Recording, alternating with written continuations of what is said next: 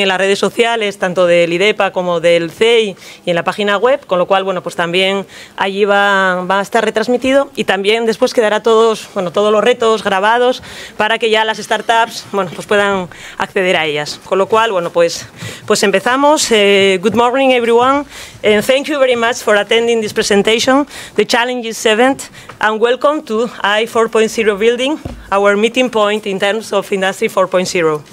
It's a really pleasure for me to present the second edition of this program, the Program Open Innovation 4.0, one of the cornerstones of the Industry 4.0 in Asturias, a program that brings together all the objectives that we pursue.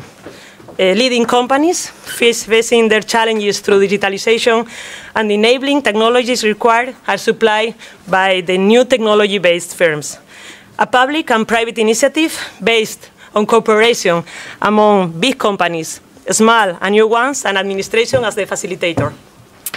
We look for the mutual benefit, improving digital capabilities of big industry and generating the first customer for a startup. As you know, in the first edition, participate relevant companies like ArcelorMittal, like ThyssenKrupp, like IASA Gombarri, Aciturri, IQN, EDP, and ALSA, that in this moment are working with the respective startup, implementing the projects with the financial support of IDEPA and with very good expectations about the results.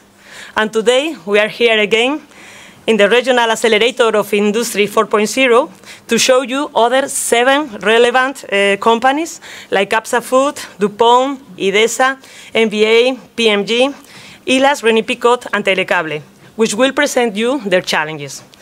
Thank you. Thank you very much to the big companies to participate and share with us your challenges and strategies. It is an honor for us to count with companies like yours in Asturias and in this program. And thank you all of you, entrepreneurs and startups, for coming. We have more than 100 interested companies to apply to the challenges with innovative and attractive solutions. I can promise you. We are very sure that projects and programs like this will position Asturias in the top of innovative regions of Europe. And thank you. Thank you very much for your attention. And now I leave the floor to Cristina Van Hoel, Director of CEI, who will explain the project and the today agenda with more detail. Cristina, thank you. Thank you. Hello. Sí, hello. Hello, welcome everybody to this very special tech event, Challenge Open Innovation 4.0, and special warm also for those of you who are following this event by streaming in the IDEPA YouTube channel or the social media. My name is Cristina Van Hoel. I'm Director of CEI Asturias. I cannot resist to say a few words about my organization. Some of you already know that Business Innovation Center Asturias is an entity specially created 24 years ago by the European Union, together with main social and economic agents of the region. It was created for supporting innovative entrepreneurship. Following this European model, we offer a wide range of services: business modeling, advice, acceleration, access to finance, incubation, and we offer them to any person, entrepreneur, or SME committed to innovation in any area, in any sector. We are part of IDEPA Group, and we are increasingly more integrated in the group and having joint programs. This program is a good example. For the last years, some emerging areas deserve special attention due to their energy or their potential. One area for us is the creative sector, especially video games, and the other is bioeconomy and health, including biotech. Then it arrives the time to evolve and detect new opportunity areas. And here we are, speaking today of opportunities in the field of Industry 4.0. But let's start. Just a brief introduction on the concept. I'm not going to explain any academic concept related to this new paradigm, the so-called Industrial Revolution. Besides academic discussion, I think we are going today here just focusing one keyword for everybody, and the keyword is opportunity. There's an opportunity for companies, for the industrial tissue, to use these new technologies for reaching and keeping industrial leadership. There's an opportunity for new companies, startups, young innovative companies for developing solutions adapted to these new needs. And there's an opportunity for the whole region to find a strategic niche to reinforce our regional competitiveness. well, you are all here because you know about it, and you're curious, and you know about the potential. So, let me start by saying a few things about the process. Open Innovation 4.0 is a good example of public-private collaboration initiatives. There is a collaboration between the institutional part of the regional government, the regional development group, the leading tractor companies, the startups, the entrepreneurs, and we are here in a context of open innovation. Maybe open innovation is not now a new word for you, but probably some years ago it was difficult to explain that all the agents of the economic tissue need to interchange, need to be in contact, need to be linked. We are here today to try to take advantage of this new challenge, which is the open innovation. But here we are, our heroes. Our heroes of this project are these 7 courageous companies, which are one of the main principal actors today. 7 companies which are open-minded, who have strong links with the region and are even eager to strengthen the current links they have. They represent different areas, and really we are eager to listen to their challenges. Let's speak a little bit about the process, about how to submit an application and how the process and the program is conceived. We always speak about 3 phases of the project. We are now in the first phase, which is the open call. The open call means that these 7 leading companies are identifying one challenge,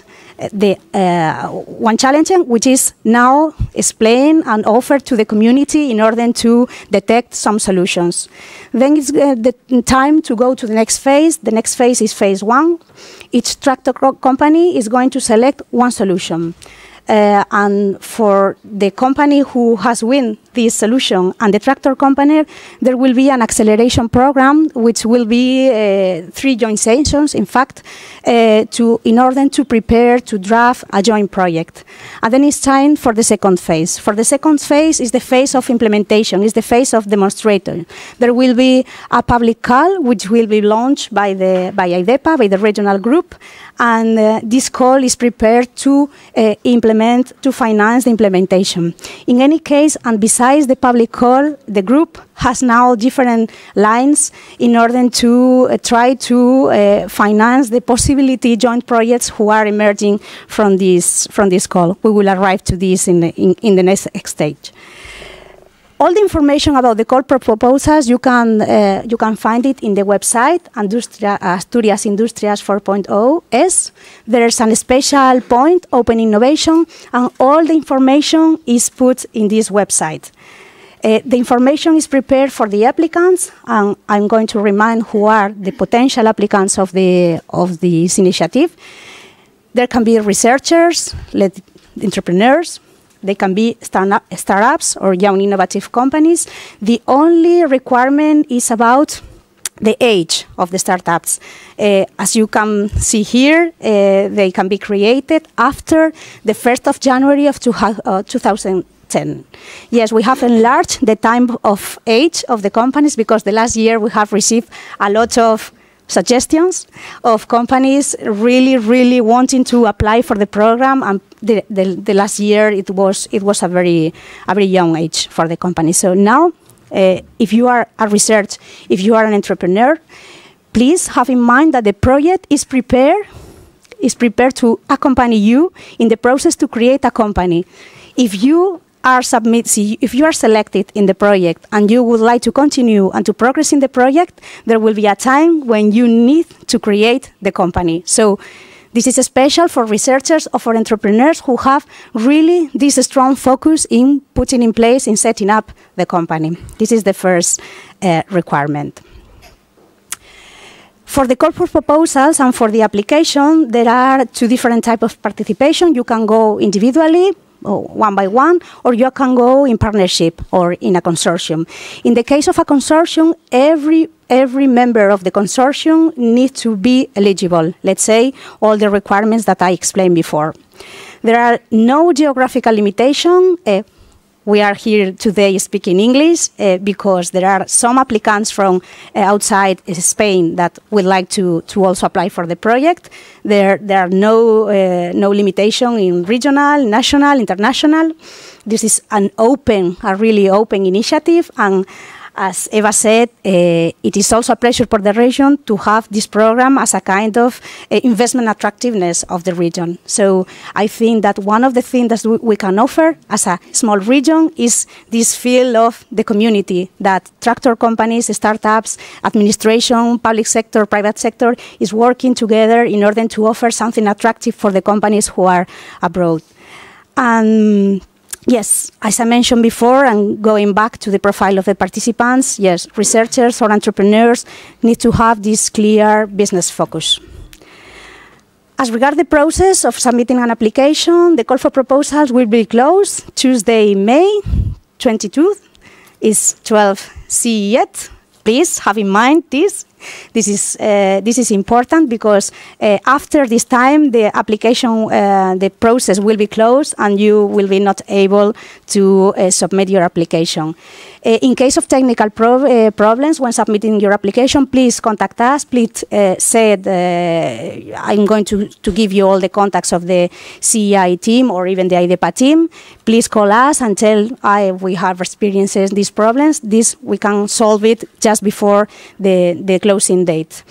And the process this year is very easy because in the same website, as I mentioned before, there's one special point, which is participa, which is apply, that is prepared to submitting the application.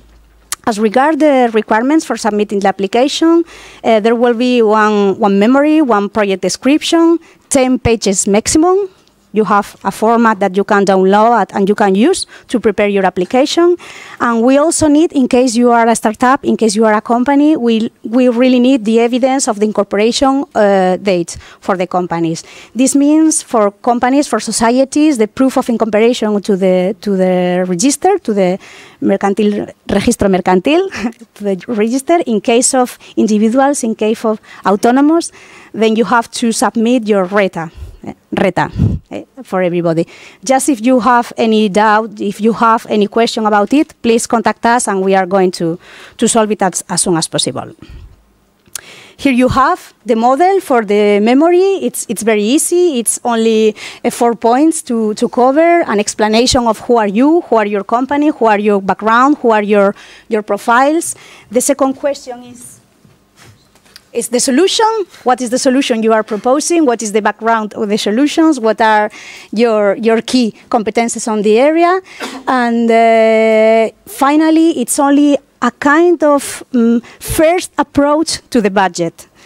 Don't be really afraid about this budget. In case you are selected, we are going to have several weeks during the acceleration program in order to really fix the budget and fix the implementation, fill the scope of the solution. But we would like to have at least an initial idea of what is the budget you are proposing for the solution. But don't be afraid about the budget. I know that for many of you is one of the key things. I really understand it. But in this phase of the project, we just need to have a global idea.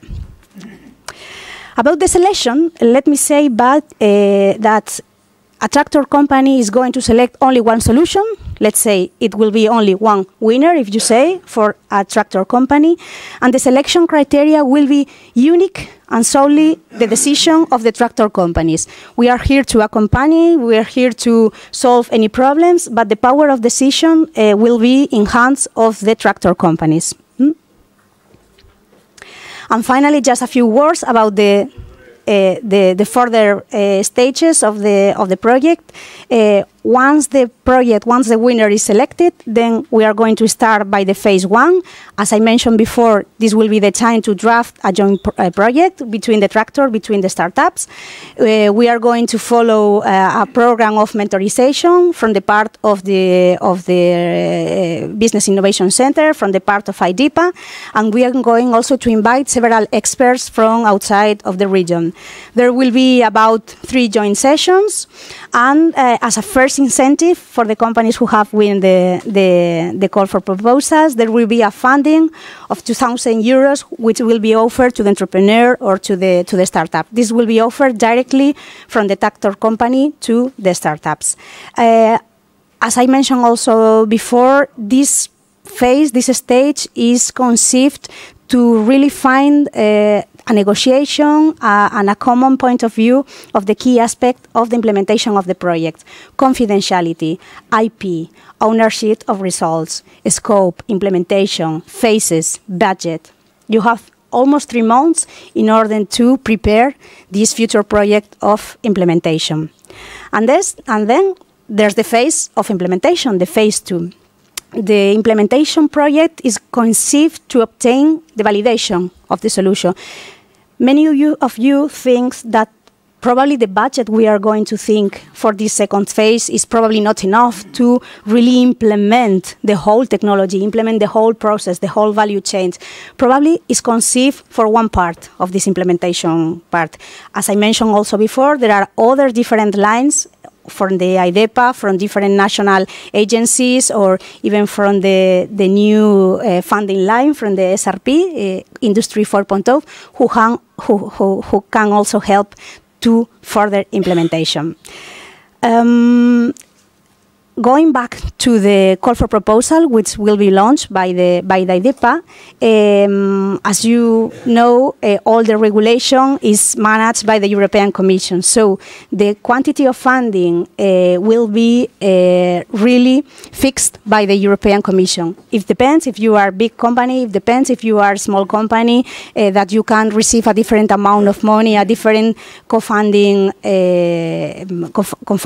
solution. So in the call for proposals, it will be fixed this umbral, this threshold. During the implementation project, for the implementation project, it will be maximum 1 year. It's normally the amount of time for this first implementation. There's a collaborative project. Let's say it's a risk-sharing purpose.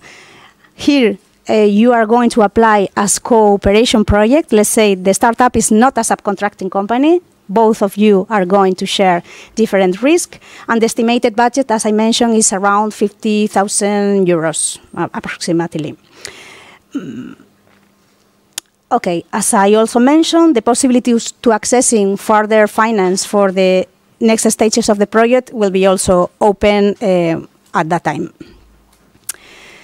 Just a remind of the main data of the process as a roadmap.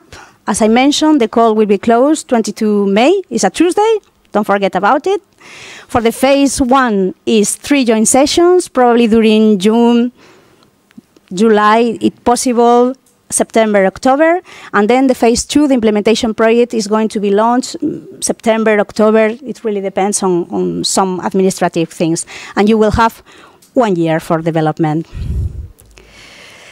This is more or less the common part of the process. The administrative, as I mentioned, is a friendly process. I think it's very easy to apply. There's no really a very big constraint, but if you have any question, you can ask now, or even when the session is closing, we'll be here during the room to solve your doubts. Any question? I know it's very difficult to be the first breaking the ice in English. We are not really familiar with this kind of events and managing in English, but yes, in any case you have any doubt, we'll be here. Just a remind, this year, besides the identified challenge that the tractor companies are going to explain to you during this event, there is this new opportunity of the Open Challenge, and I would like to really recall this. The Open Challenge means that based on your information of the company, based on your information on the sector, based on different backgrounds and experience you have for this sector, you are able to offer an open solution for the company besides the solution which is identified by themselves. You can have different experience, projects, ideas that you feel are interested for one company working in this area. Don't be shy, apply. This is called now the Open Challenge. We have structured this because the last year we have also found that for some companies it was also really interesting to really apply for the open innovation concept. This is the really fixing of the concept, the Open Challenge. And I know that you are open-minded of the tractor companies, and probably you will be happy to try to hear and try to know what the companies being on the other side of the table think of you and your proposed solutions for the future. Just my last question is to tell you that we have here 7 realities that are emerged from the previous edition. We have here really running 7 very interesting projects, 7 tractor companies working now with 7 startup companies. We're really proud of this project, and please think that maybe the next year you will be here and speaking about your experience in the project. Thank you very much. This is all.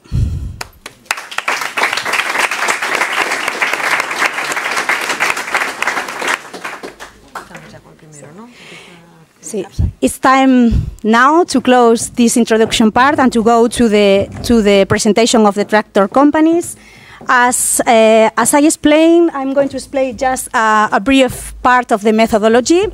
We have half an hour for each company, around 20 minutes to make a short introduction of the company, a short introduction of the company and the challenge, and immediately some minutes for the question and answer session. The idea is that all information about the challenges is made public in this workshop. And just for you, don't wait to use the micro, because we are in streaming. Use, if possible, English. If not, we are going to do our best to translate. This is also apply for your question. Don't be shy. And let's go rolling, and time for the first company, which is CAPSA. Thank you very much. Thank you to you.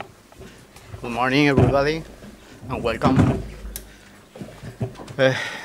First of all, I want to apologize because my English is my English, and for me, it's the first time too in English. I know, it's difficult. Okay, thank you. First, we are going to introduce some information about our company.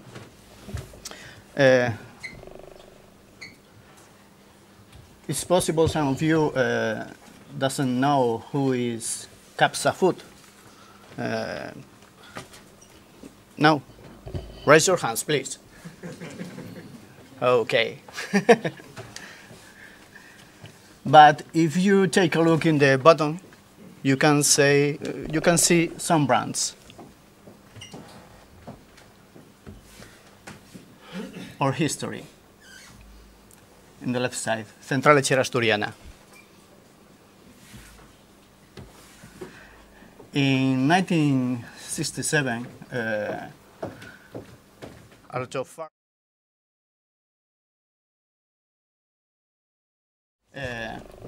create the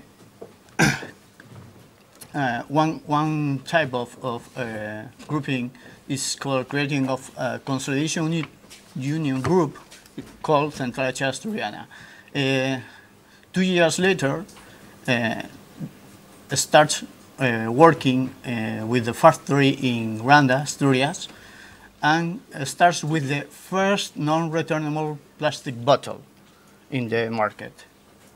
During several years, we changed to different kind of packages, but in 1998, this company starts with the name called CAPSA because the union works with other company that is called Bongrain Group, in French group, and create this new company, CAPSA.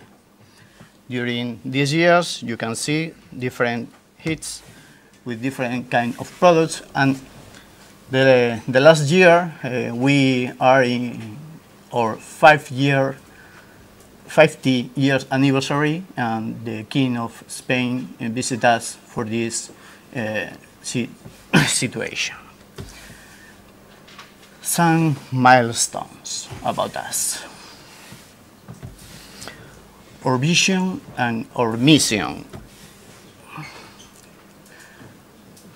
You can see down the 3 strategy projects that supports our vision, and inside this strategy is one of the keys of this challenge: comprehensive quality plan from the farm through the customers, and in the mission to create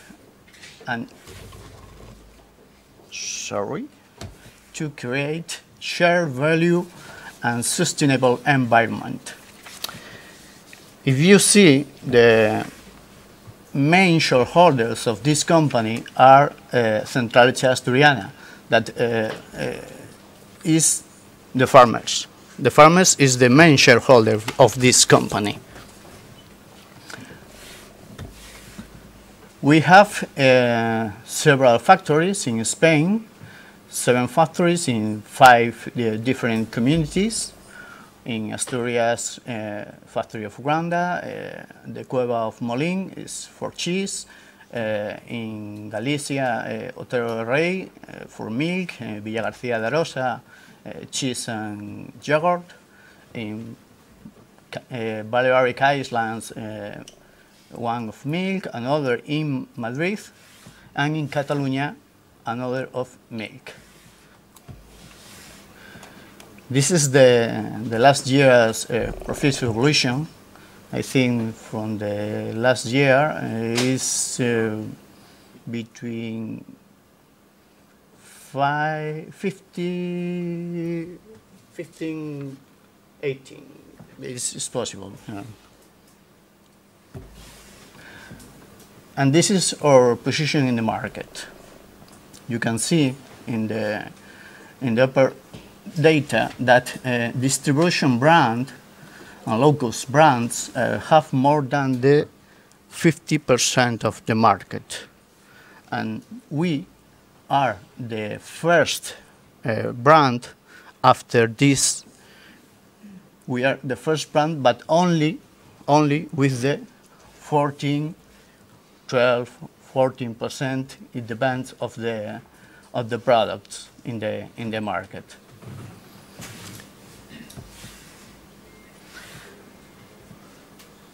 A quick vision of our brands. Central Asturiana is the leading Spanish brand in the sector, like you see in the last slide, and 5 of the most chosen brands in Spain and the first in Asturias. The products we produce from milk, cream, butter, yogurt, milkshakes, cheese, and the other brands for us important is Larsa. This is the second most brand in Galicia. It's produced in the Galician factories that has milk, yogurt, and cheese. And in Catalonia, Ato, that is the leading regional brand that has milk, cream, butter, and cheese. And industrial food ingredients with Innova brand, Innova food brand. We produce powder milk and other products for other industries and for export. And we started the export 2 or 3 years ago, and this is more or less our position in several countries. And now the challenge. I tried to explain what is your challenge for this edition, the first edition we were. In recent years, the requirements of stakeholders, customers, suppliers, audits, administration, and internal customers have increased considerably in terms of traceability and food security, compliance with the European regulations. it's required to obtain the necessary information to locate and quickly remove an unfit product, both in internal process and in the market. On the other hand, it is necessary that this documentation is able to the competent authorities when they require it. This is obvious, but the traceability flows from the cow to the cap and the customer. And you can see that there are a lot of partners in this way. We have a lot of information on one part of the process, but we need to integrate the information of all the systems to be able to exploit it in real time. We have traceability, but the problem is that we need too much time to exploit it. And we want to be operational excellence and to take quick decisions on time. So we need a better information about this way of process. We need something that will be scalable, because we have several factories in several places. We have several lines, different kind of lines. We have several systems, different kind of systems and information, and we need to integrate all this information. So the opportunity arises in improving the management, the quality of the data, and agility its exploitation. Because at the present, the information is dispersed in different systems: Excel, SAP, MES systems, manual parts, and in heterogeneity between the different factories and even departments. This complexity increases in the process of export management and picking management. In turn, this initiative will allow us to capture all data, concentrations, temperatures, flows, that allow us to seek improvements in the process and quality.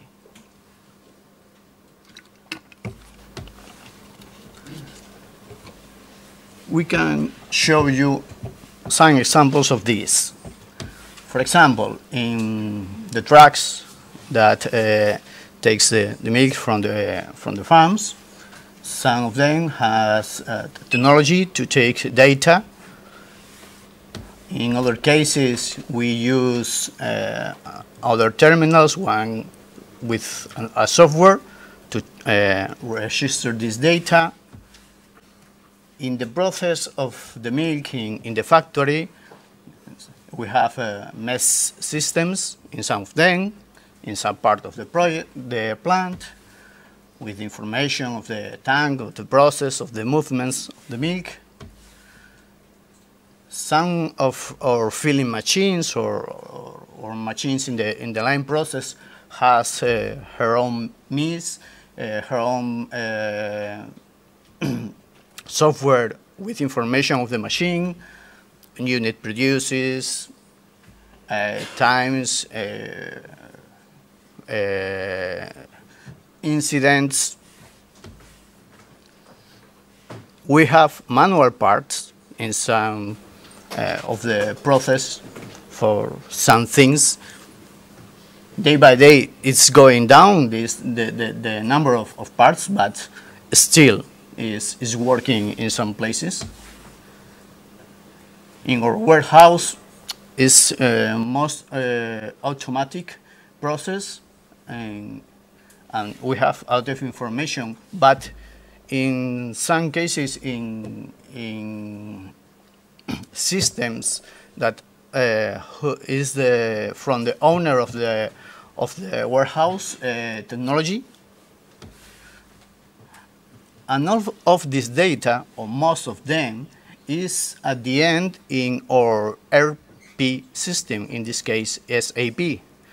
But in in SAP you have most of information, but with a level of aggregation that is not enough to explode in the way of traceability you need.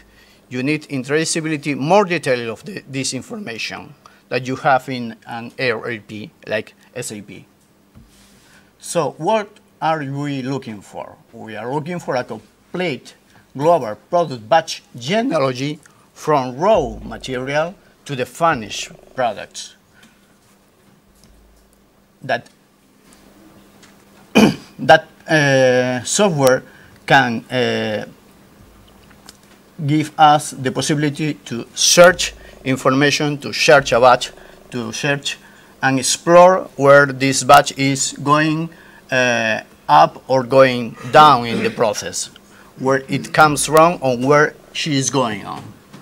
And to have the possibility to create reporting because the authorities day by day increase the demand of information about traceability in our process. The internal customers too. We need all data collected automatically, reducing the incidence of human errors. A full database with all information. This is the global view of we want, but in this case for the challenge we are centered in one part of the process that can expand this model to the rest of the process to apply this solution. We want to design and develop an information system that needs hardware and software, both. That captures, stores, and processes traceability information in real time, since the product is packaged until it's located in the warehouse. This software can be accessible through a web portal or a mobile application. And to explain in the complexity of this problem, I'm trying to show you what is one of our filling lines. What is this process from the packaging to the pallet? You can see this is a video. We are going to start showing yes. This is the filling machine. In this case, this filling machine has more or less 40 different points of fill, 40 different points of issue. And in the same time, all the bottles is going ahead in a line to continue the process.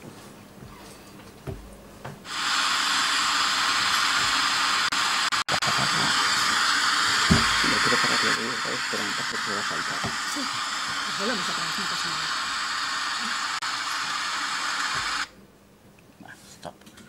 You can see the process. You have 40 points to fill, and each of these bottles is from a different point of filling, a different point of issue, possible issue. Okay, and it's going. I think this. I'm sure the span of this line is more or less 4,000 liters per hour. You can see 3 units per second at this moment.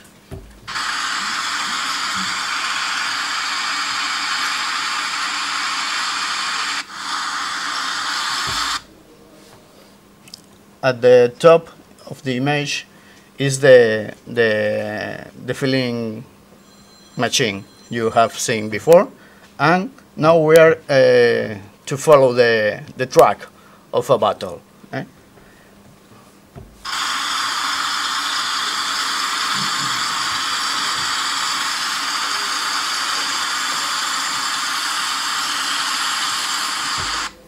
This point is for the cap, for example, this second machine.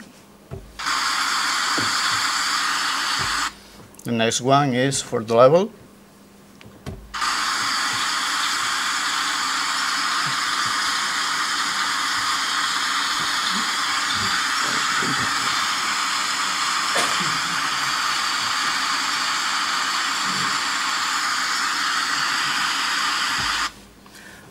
And after that, the bottles are going to converting a pack, another pack, 6-pack in this case. And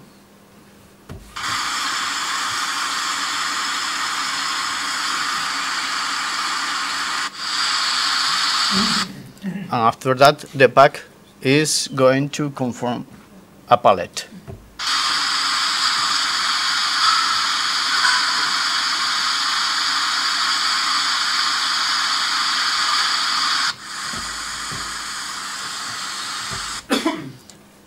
On the upper side, you can see a pallet that is going from right to left. This pallet is going inside the warehouse automatically.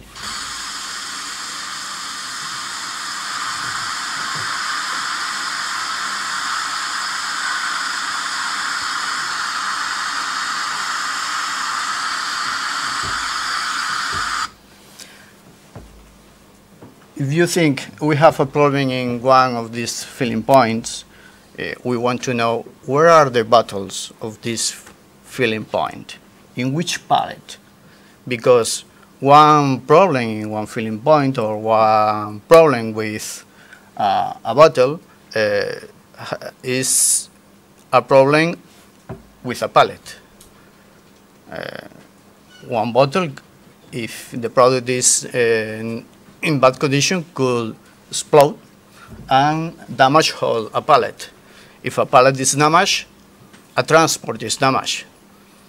You, with a little problem, you have at the end a big problem.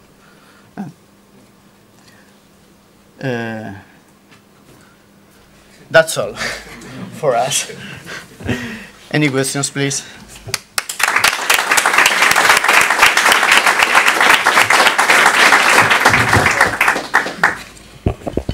It's time now for questions. Any question for CAPSA? You can ask in Spanish if you want. We are going to do our best to translate, but...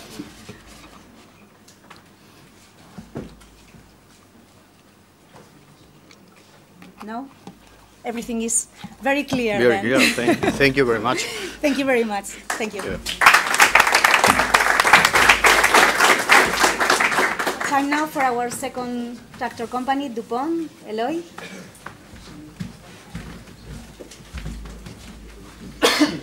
¿Sería posible pinchar el VGA a esto? Sí, yo creo que sí. ¿Prefieres hacerlo desde ahí? Sí, porque igual es un poco más cómodo para mí, porque puedo así ampliarlo al... ¿Qué tienes que hacer? Solo pinchar, sí, solo coger esto y ya está. Va a pinchar... Solo esto, pinchar el VGA. Va a pinchar ahí el VGA.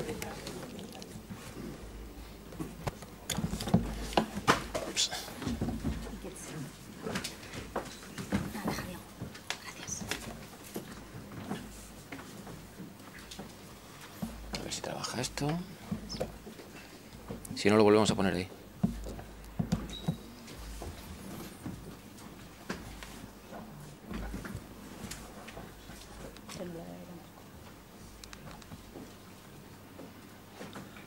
¿No?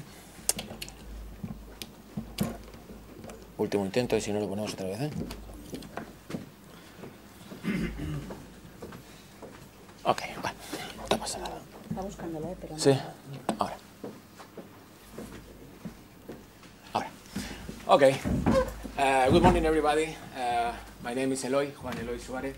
I'm the information technology responsible for Spain and Portugal of DuPont. Probably many of you know DuPont. It's a brand, it's a company, it's a... Eloy, te van a traer un micro para que te puedan seguir. Oh. Mira, porque si no, no te No, puedo estar sentado, puedo estar sentado. No, no te preocupes. Sí. Mira, te lo traen ahí. Da igual, da igual. So I was saying that I do represent DuPont here today. I'm the information technology responsible for DuPont in Spain and Portugal. DuPont is a company probably very well known in Asturias. It's not a company that uses the brand DuPont a lot. However, has a lot of different brands and a lot of different materials that you guys probably use every day, even though you don't know it belongs to DuPont. So what I want to do today is to very briefly say some words about my company and say about a low-hanging fruit challenge. I wanted to propose a challenge. I wouldn't say easy to implement, but affordable and something that we might consider a quick win, something that we can do. Okay, so and of course related with the Industry 4.0. So, what's DuPont? DuPont is one of the most successful science and engineering companies in the world. We are a science company. We are a 200-old company. This is pretty much about what DuPont is. Working in different areas, from chemicals to pharma, to crop protection, electronics, a lot of different sections along the history of DuPont has been our source of action. Our approach is apply the science to global challenges. So every time, every year, every decade, every century, there are challenges. And those challenges are the object of DuPont. DuPont moves from one to other and tries to help people to live better by accomplishing, managing successful stories on each one of these challenges by using the science. Okay, so DuPont is a science company. What do we want to do? A site company with an extraordinary range of materials, as I'm saying, biological science, engineering capabilities, and corresponding breadth of products, and engineering to meet the global challenges. That's our approach. We have a lot of different products, a lot of different sections, divisions, etc. These are just some examples of some of them. It's pretty small, but since I was able to change connection, I can make it bigger. From bio-based materials to photovoltaic metallization based on Teflon films, insect control, crop protection, Cytel, Hytrail. Maybe some of you know these products. Some of them are very specialized, but you can be sure that they're very much used all around the world. And hybrids, Optimum, insect protection, I said before, crop protection, etc. So there are a huge sort of solution that DuPont provides. So what do we do here in Asturias? Well, in Spain, this is a map of DuPont. We have the main facility in Asturias with several plants. The Nomex plant, probably you know what's the Nomex, that protective apparel and industrial protection material that's unique against the fire and dielectric. You know that we have also a plant of crop protection, and we also have a service center here, internal service center with almost 500 people working for internal processes from our site, from Asturias to the whole world. This means that we have a really heterogeneous and disparate source of different functions of our company here in Asturias, and in general we work on very different and disparate, as I'm saying, areas. So this is an opportunity for the Industry 4.0. Other sites in Spain, we have Barcelona, the very recent one of Tarragona, right after the merchant spin, and recently as announced for DuPont with Dow Chemical. We have a research facility in Tarragona, in Valencia, Madrid, Sevilla, Lisboa also, so that we have a good map of different facilities here, very, very heterogeneous. So we are responsible here for implementing the corporate programs, the change management for a lot of different initiatives affecting different plants, different research plants, research laboratories, and service centers, which is a completely different challenge and in a very different environment. So, speaking a little bit about DuPont in Spain and particularly in Asturias, maybe some of you did visit sometime the DuPont site in Asturias. I don't know if you can see it very well there. We have the Nomex plant, the Sontar Nomex here, the first plant made in Asturias when it was founded in 92. The Global Service Center, this very big building here with the 500 people I mentioned before, and their cars there. The crop protection plant, and the ICL production plant, which is an ingredient for the Nomex. We have only one of the two only Nomex plants in the world by DuPont, and the Nomex, as you know, is a DuPont product. So, our Industry 4.0 approach, that is the reason why we are here today. The approach is we need it. We want it, we need it, we understand it, and we think it's useful, and we want to implement it. In fact, we are working on that for a very long time. We are not initiating now. We want to pursue a vision, a model of Industry 4.0. Interoperability, information transparency, technical assistance, and decentralized decision-making systems. Those are our paradigms, and we try every day to move forward to this area. In our site in Spain, we have several areas of opportunity, because as I'm saying, we have manufacturing plants, we have service centers, we have processes integration, and we have, as the fellow before mentioned, a lot of challenge for integration. We have a lot of different systems, a lot of different applications, a lot of different machines to connect all together to go forward to the Industry 4.0 paradigm and the full connectivity in order to manage those cyber-physical systems. So we have worked significantly in different flavors, I would say, in different areas of this so big word, which is the Industry 4.0, cognitive robotization. We have worked a lot, and we have interesting successes in cognitive robotization, connectivity along the different factories, big data and machine learning, and different initiatives. We still foresee opportunities in Internet of Things, especially in the capture layer, and this is what our challenge is about. This is my last slide, and this is the challenge. It's a challenge itself. I wanted, it's very small, so I don't think you can see it, but fortunately I was able to connect this, so I can go along the explanation with you guys, and of course I'll be open to questions later. So, the summary is that our manufacturing and services site in Spain demands for wider monitoring, analysis, and prediction capabilities. This means collecting data. This means the so much used word, big data. We need to collect data from everywhere. Collecting data is, as those who tried before of you know, is the most difficult part of the analysis of the data. Collecting everything, connecting the different machines, connecting the different devices, the different processes, connecting the ERP with the MES, connecting everything is the most difficult thing. So the paradigm of Internet of Things gets a barrier there, because it's not that easy to connect everything, because there are so many processes, so many machines, so many devices, so many human actions that are not digitalized yet. So they are not digital. So what can we do? Use an Excel spreadsheet? What can we do? A small application from a local vendor that can pick that data, and then what? We have a new island of data.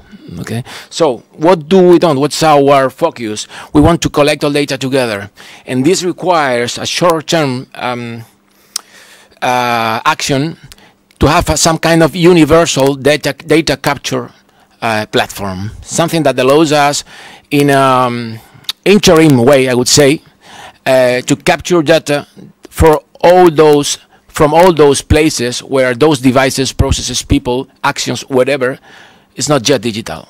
It's not yet implemented digitally. And let's be realistic. It's not possible to ensure that the full digital company, especially with the complexity of our environment, is manageable, is achievable short term. So what do we want to do? We want to do some kind of platform to capture data. Okay. What do we want those data for? For analyzing, monitoring, dealing with the data, predicting, doing whatever with the data. It's not in the scope of this challenge to use the data, just to capture them, at least this year. This year we are capturing the data. Maybe next year we can ask for a challenge for helping in analyzing it. Okay. So, as I'm saying, we need a solution to quickly start collecting, and it must be open, flexible. We use the word consumerized. I don't know if you guys are familiar with this word. So we want something easy, a regular smartphone. This platform should work in any of the smartphones you guys have in your pocket now, and it must be using a regular app. downloadable from iOS Apple Store or from Google Store. Okay, so that we want something which is a commodity, something that uses the paradigm of consumerization, something easy to implement. We don't want a barrier with the hardware. So we want something that can be reading any kind of signal from everywhere easily with a regular smartphone and with a regular app you can download easily. So the challenge, the phrase describing the challenge, sorry. The phrase describing the challenge. A universal system to easily capture events related with non-digital processes and dump them real-time to our data warehouse for further analysis. That's what we want. And we have some restrictions, some premises, and some suggestions to implement this. What kind of events do we want to manage here? Anything you can imagine. Almost any non-digital event can be read by this platform as we are imagining it. For example, person, vehicle, instructor, operator doing geolocalization, identifying, carrying, containing, validating, rejecting, approving, denying, a vehicle plate, a personal ID, physical goods assigned with codes, letters, and maybe optionally attaching a picture, distinguishing behavior. So we want something that reads everything and keeps it, sends it real time, encrypted end-to-end to our environment, uses a single sign-on in order to identify the person who is doing that, so that for the event happening right now, right here, wherever it happens, it sends a message geolocalizing, identifying the person doing it, single logon, sorry. Of course, taking note of the time when it happened, and as I said, the place where it happened. So that we have a sort of information we can use in order to process that later for transactional purposes or for informational purposes. So we want the information of what's going on. So what must this thing capture? Anything. This platform, this app, should be able to act as a reader of QR codes. QR, you know, the square typical QR codes, barcodes, RFID, the tags, the small RFID tags using NFC technology, attaching optionally pre-classification by the person who is reading that, saying yes or no if configured that way, and attaching optionally a picture, a small video, or small audio, so that we can get a piece of information all together, send it to our environment, encrypt it in advance, of course, and put it in our database so that we can analyze what's going on and classify and determine what's going on there and why that person at that moment in that place read that QR. Okay, so it's a universal, it's a multi-purpose reader. Some premises or some requisites or requirements of this. Public downloadable app. So we want something easy to download. We don't want a proprietary software or something like that. We want something that I can just tell our employees, our partners, our whoever, hey, go to your store in your iOS or Android store, download it for free, and let's and just log in. Okay. Compatibility.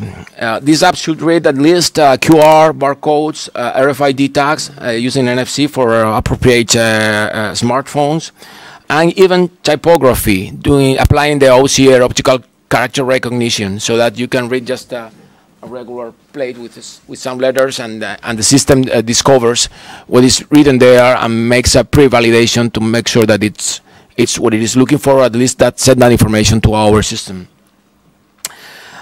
Single sign-on, so integrated with the way we log on in our company. So we don't want new access requirements or new different areas of authentication. It should have a back office, a web back office, to get there and see what the tags are, define them, and configure them, and see in a map what's going on everywhere real time. Okay, so that at the end, the unit we are working for is a tag. The tag is something I define, and I specify, I as administrator, specify how it behaves, if it requires a picture, an audio, and a video. What's the code, the tag code, in case it is RFID or QR or whatever, and what it means. Okay, so that the tag is defined in our systems in the back office, and the reader just detects the tag and geolocates it and identifies the person reading it and adds the time, the picture, or whatever is defined to. So there is a back office web application to deal with this. Other important thing, the tax cost must be negligible. So the cost must be non-significant. So easy and cheap tax, not the special things, not proprietary stuff, not things that are expensive, because we are thinking in using this for sub-product purposes, for any other things that probably will require very, very inexpensive tax, whatever the technology it uses. Of course, a QR is inexpensive because it's just a printing, and RFID might be not that negligible. We know it's cheap, but just a requirement. And also, we want the people doing this challenge include the administration or the supply of these tags. We don't want to buy tags or to replace them or to deal with the life cycle of the tags or the technology to use in the client side. About data, content to get. All tags are by default geolocated, authenticated, time and device ID, as I'm saying, can be reclassified, pre-classified if defined that way. All personal data must be anonymized, even personal or even farther than personal, anonymized and encrypted end-to-end. And it must get to our system. That requires some kind of platform integration into our Office 365 multi-tenant environment. I don't think it's difficult. In fact, I know it's easy for a company having the right resources, and that's our requirement. We want it in our system. Okay.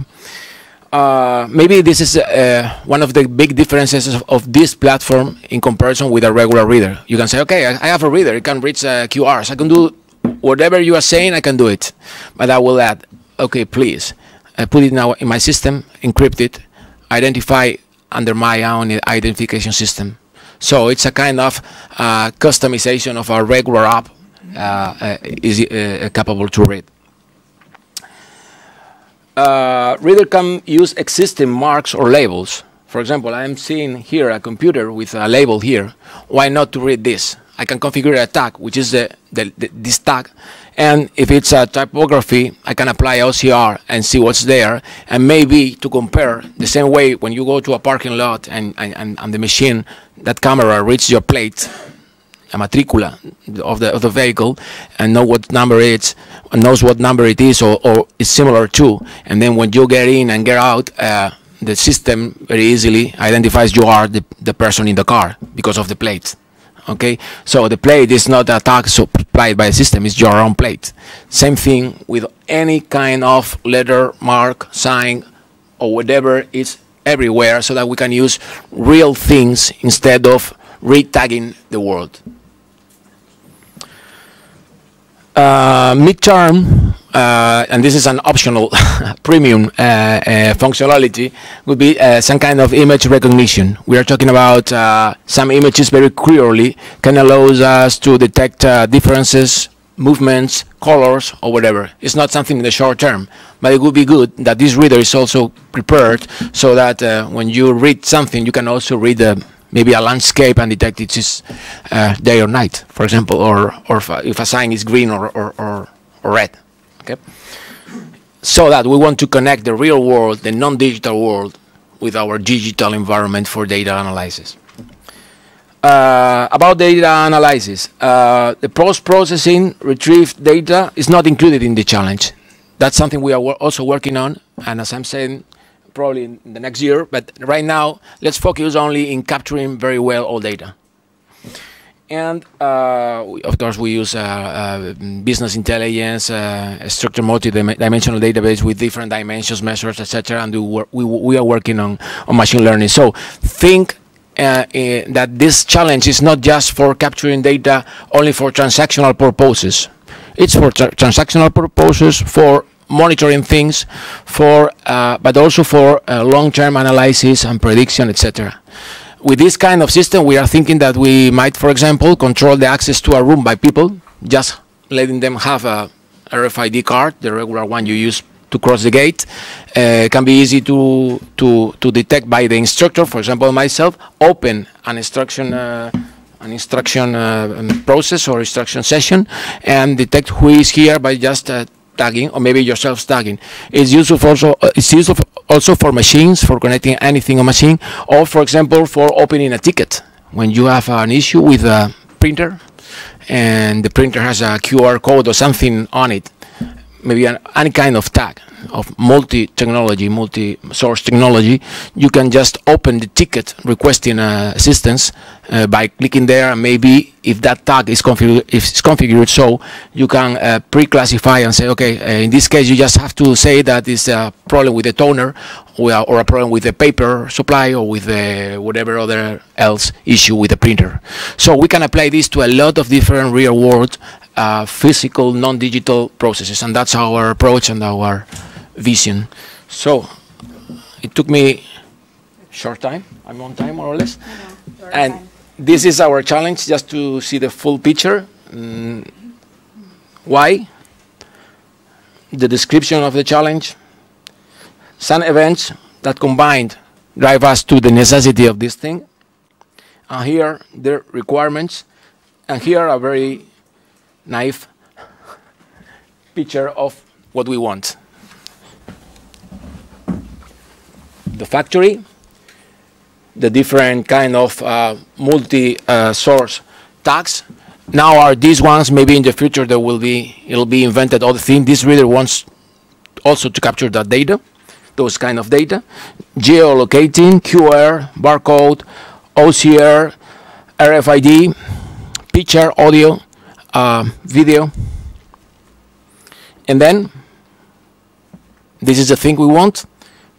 Moving to our data environment, to our data warehouse. And finally, we'll analyze, monitor, acting transactionally, or detect or predict based on those data. And this is a challenge. Thanks for your attention, and I'm open to questions, so whatever you want to remark.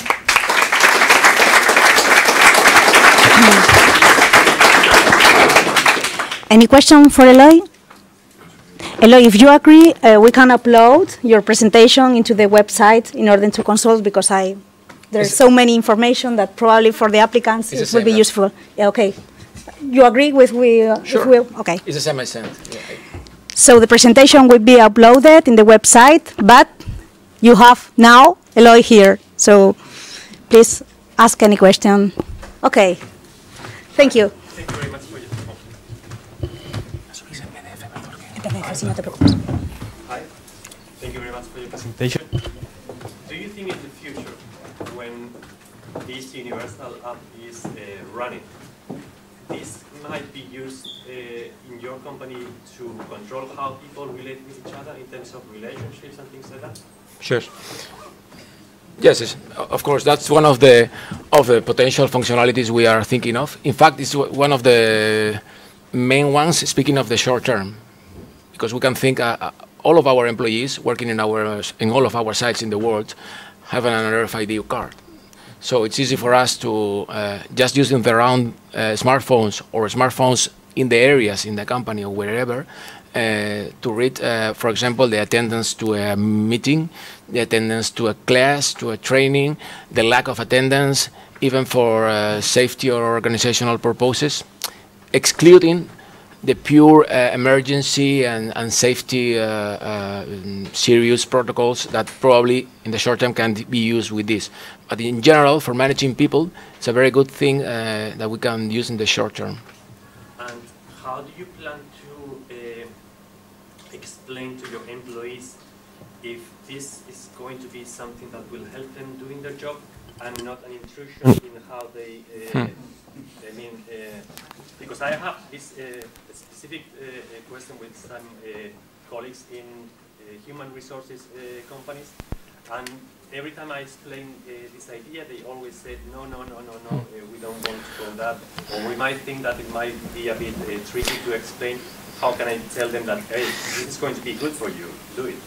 It is a very good question, and of course it's a challenge also to explain that, because dealing with people is completely different to dealing with machines.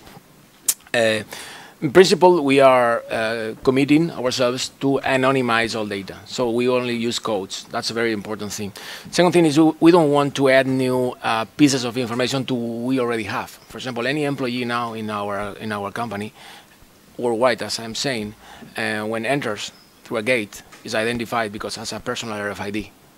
So, but I agree that we have to be very careful with this, and maybe in some areas where this is especially difficult or delicate, we should be cautious about the first level of implementation. So we have to go step by step on this. But basically what we want to do is not that much to identify people or to categorize people, but to identify events. So if you are going to a machine and you are replacing a toner, it's not maybe the best example, and you are technical doing that, all what I want is you just identify that you did the work. All what I want is you open the notification, so that, for example, in SAP, you mentioned the SAP before, the request for a maintenance action is called a notification. So opening a notification in SAP takes some time. You have to go into a form, open it, select, doing some process. By using this system, you just click with your own telephone, because it opens. It can very easily open a notification based on the place where you are reading, and what you are reading, and who you are. Since I have all that information, I don't need to ask you for anything else. So maybe the approach to convince people to use this is how friendly it becomes some of the actions that right now are more complex and take longer for them. Avoiding personal data management, because we don't want to get into that battle. Thank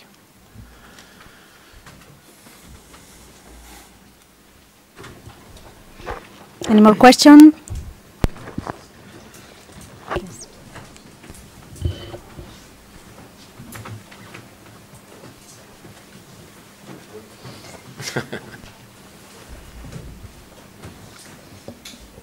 Okay, thank you very much, Eloy. I'm Raúl from WeTech, and I have a question about the platform. So there's a web platform to identify the tags, there's the tags, and there's the app for the user. Is there another one? Because you want to use not only the tags that are provided in the challenge, but you want to use also other things. So you will need another app to identify tags that are not provided by the challenge. Oh, well, yeah.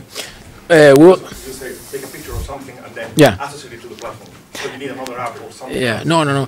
Basically, the components are pretty easy. Are just an app. It's a regular reader. As many things, as many ones you can freely download. But special for us in terms that it connects to our system, it identifies and authenticates our users, and that's the main difference. So that what this reader does is just read any QR, mine or from anybody else, any RFID code with a standard standard configuration, so that I don't care what's behind that code. I will deal with what is behind the code when defining the tag in the back office. So the components are an app and the back office web application. You can imagine like a map pointing where it's clicking everything, and for each tag you can define a short configuration so that I can link that to my own processes, because I have a lot of transactional processes implemented in the background, and I want to connect those tags with those processes. That's not part of the challenge. The challenge is just to make a huge, beautiful, fancy reader. You want to do that in the app, so I was worried about this part. And the other thing, which is another one, is you want to use the NFC cards of the employees. This is normally encrypted, so you can't read it with your... I know. Because normally there's some security that if it's not encrypted, you can clone it. True. And can enter the It's true. They are encrypted, and not all smartphones, the highest level smartphones, do not contain NFC. This is a possibility. I mean, our employees have encrypted RFIDs. However, we are using also other open non-encrypted RFIDs for other purposes within our plans. Inside our plans, for example, for confirming some things. And what we are doing now is to give this small key holder and go there and with a fixed reader, read what's going on and then approving in the name of the one owning that thing. So we want to change that in order to make it more consumerized, so that they can use if they want their telephone, or at least maybe the same device they are using now, but if they want with a regular smartphone. But I know that maybe the initial implementation, except for specific areas, will not be with NFC, because NFC is not so open for everybody. And I said that I know all of you guys have smartphones, but not all of you guys have NFC in them. So as you can see, this is very open. This is a kind of general purpose universal viewer. So right after that, once we have it, logging into our system, encrypting and sending to our systems, and allowing us to define those tags, we'll think about useful purposes, quick wins for this, or low-hanging fruits, maybe related with people being cautious, or maybe related with RFID being cautious, well, knowing that our RFID is encrypted. Thank you.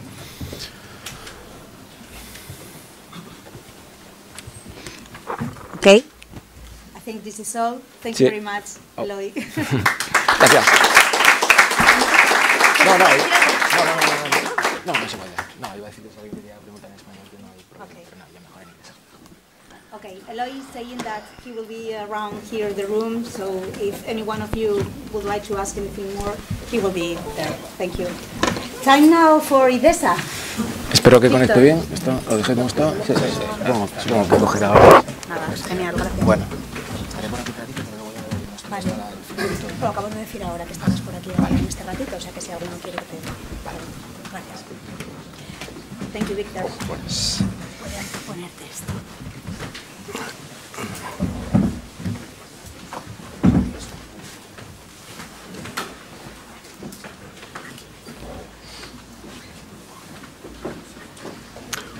Okay, well, good morning.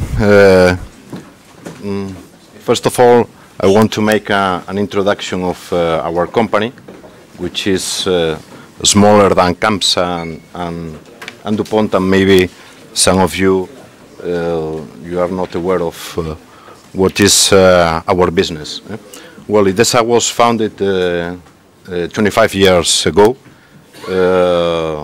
It was in 2014, 4 years ago, it was acquired by the Grupo Daniel Alonso. Now Grupo Daniel Alonso is the major shareholder of the company.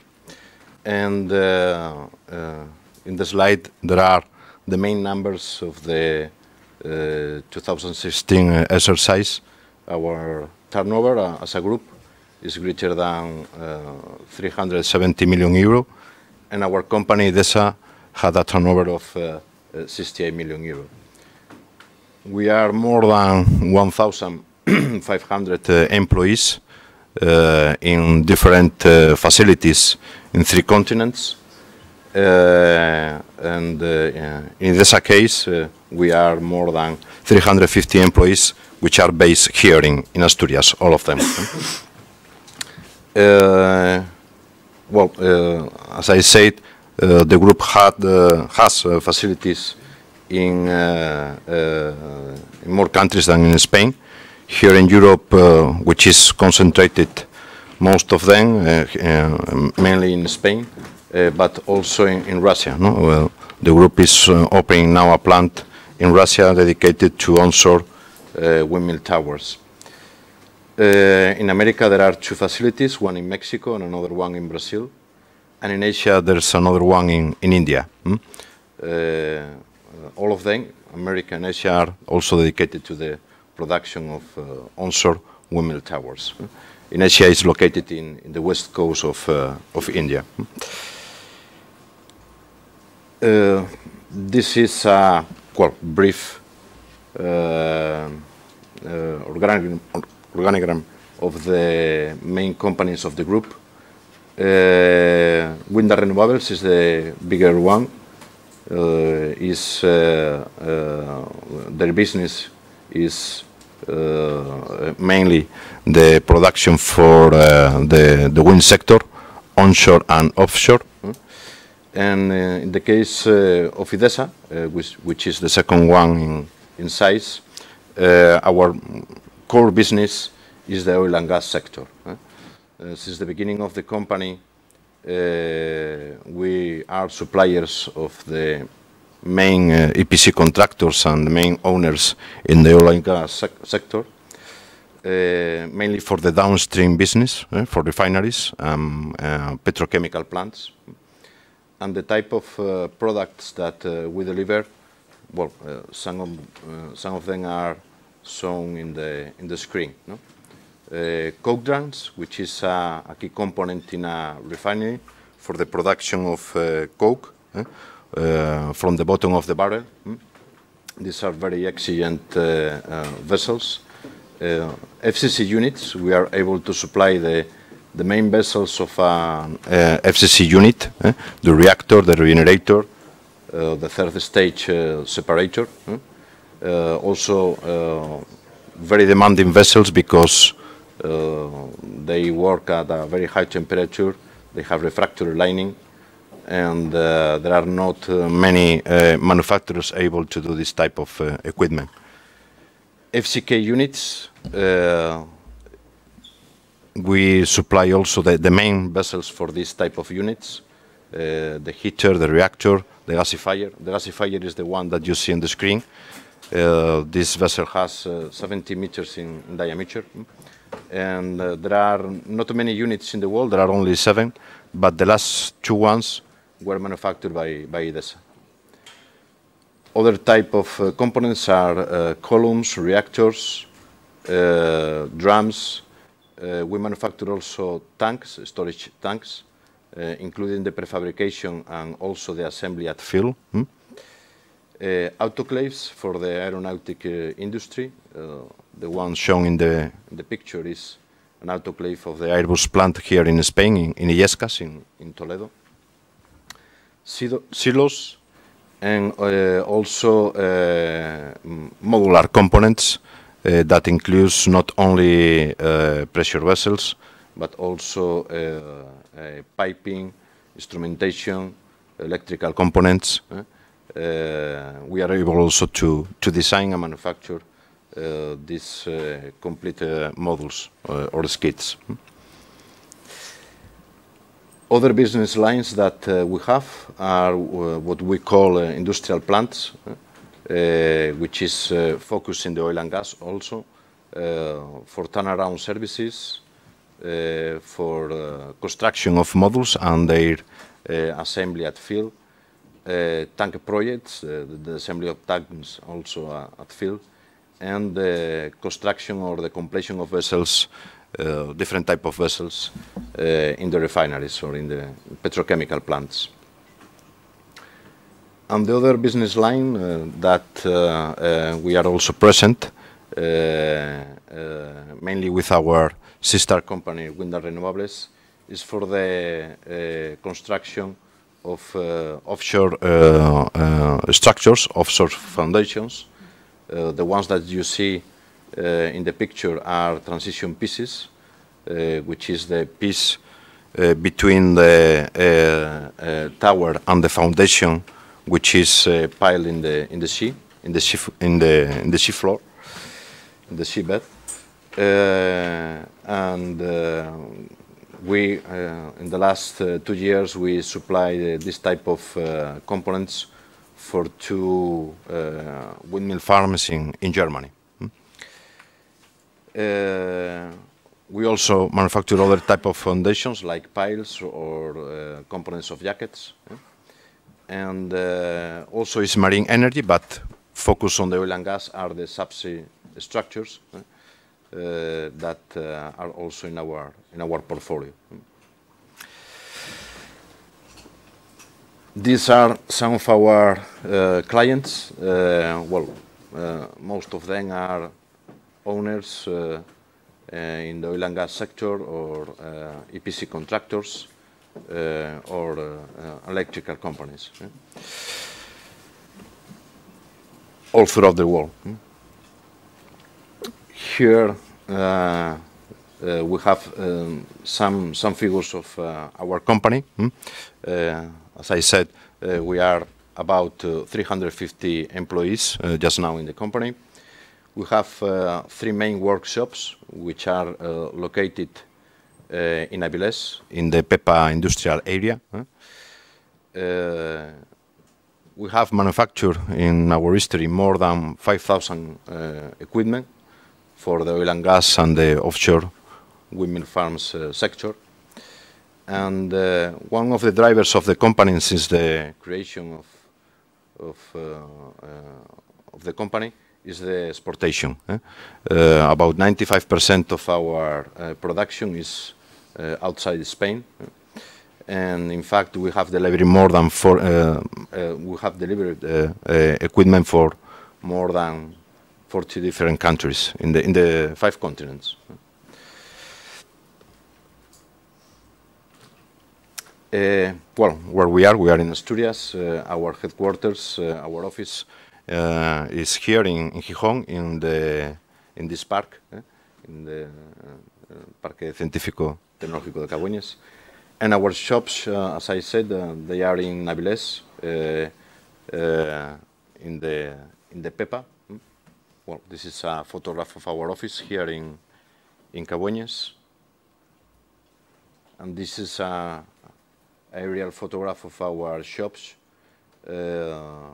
which are in a very short distance, all of them. And a key point for us is what the arrow shows. We have a direct access to the port, which is very important for us because we supply very big components, and to be close to the port of Avilés is a key point for us. No? This is the reason why we opt just in the past for this location.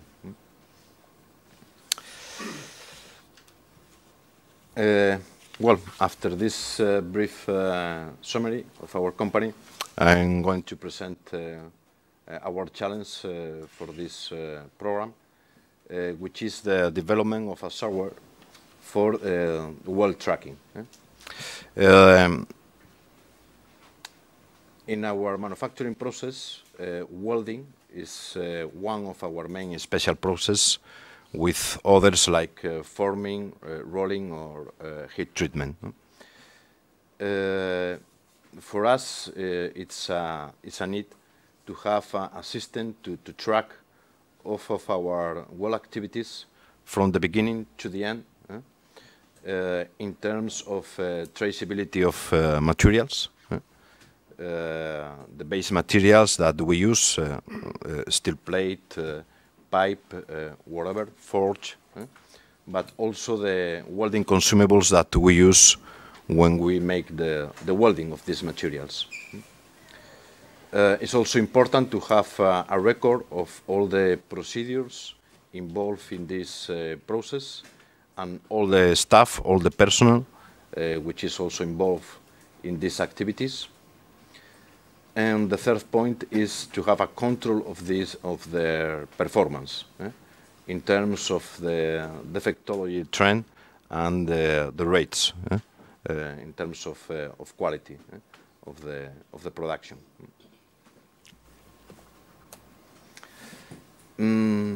Some data that we have to collect and also to manage is the base material and the welding consumables identification. This is something which is key, as also it's what's said by CAPSA, the traceability of the product. For us is also a key point.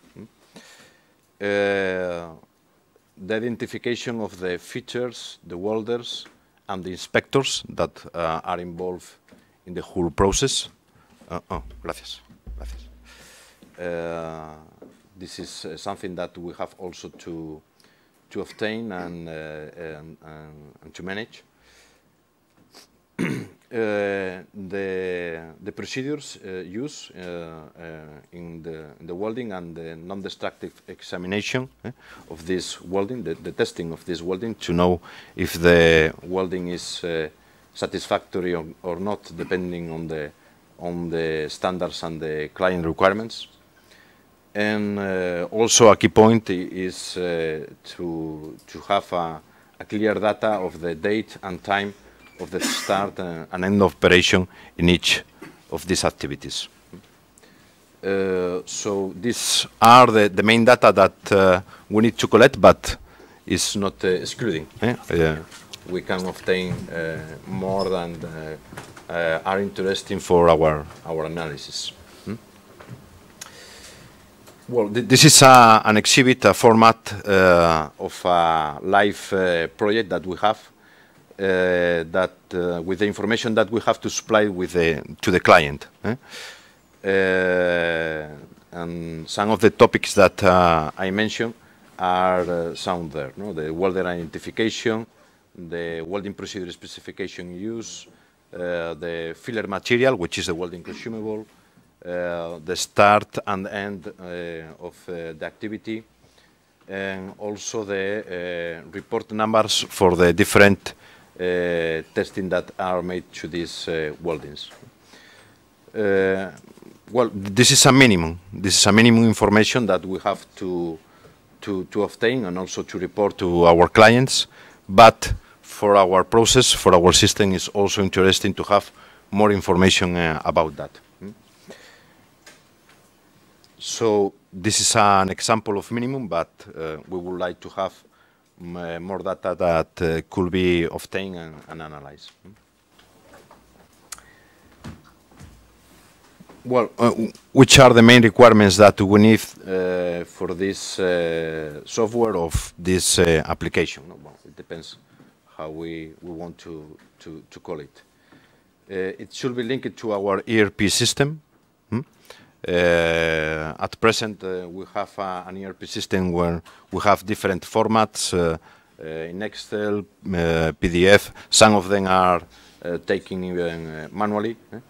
So most of them are uploaded in our ERP, and this data should be taken from the ERP to be managed by this software.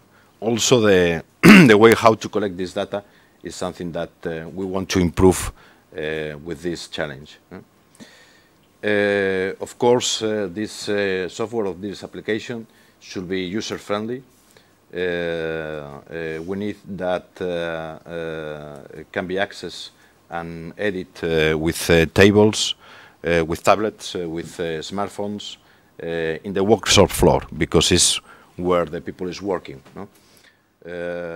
So we are in another project that also IDEPA is helping us. We are now developing the infrastructure in the shop to have Wi-Fi connection and a big data platform, also to improve this point. No?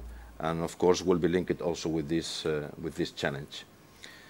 We need that this software should be fast, should be reliable, and available for edition and reading by multiple users.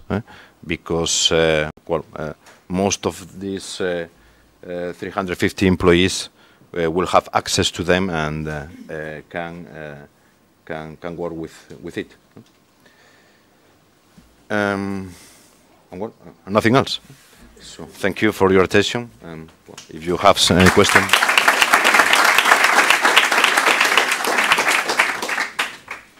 It's time now for questions.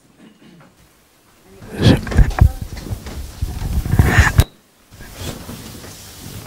you have explained everything is clear? Yeah. I hope so. Okay. Gracias. Time for our next company, NDA. Paul, with him.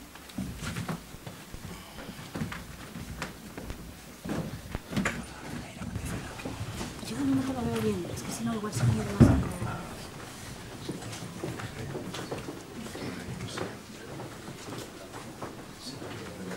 Hi, my name is Paul Griffin. Excuse my English. I'd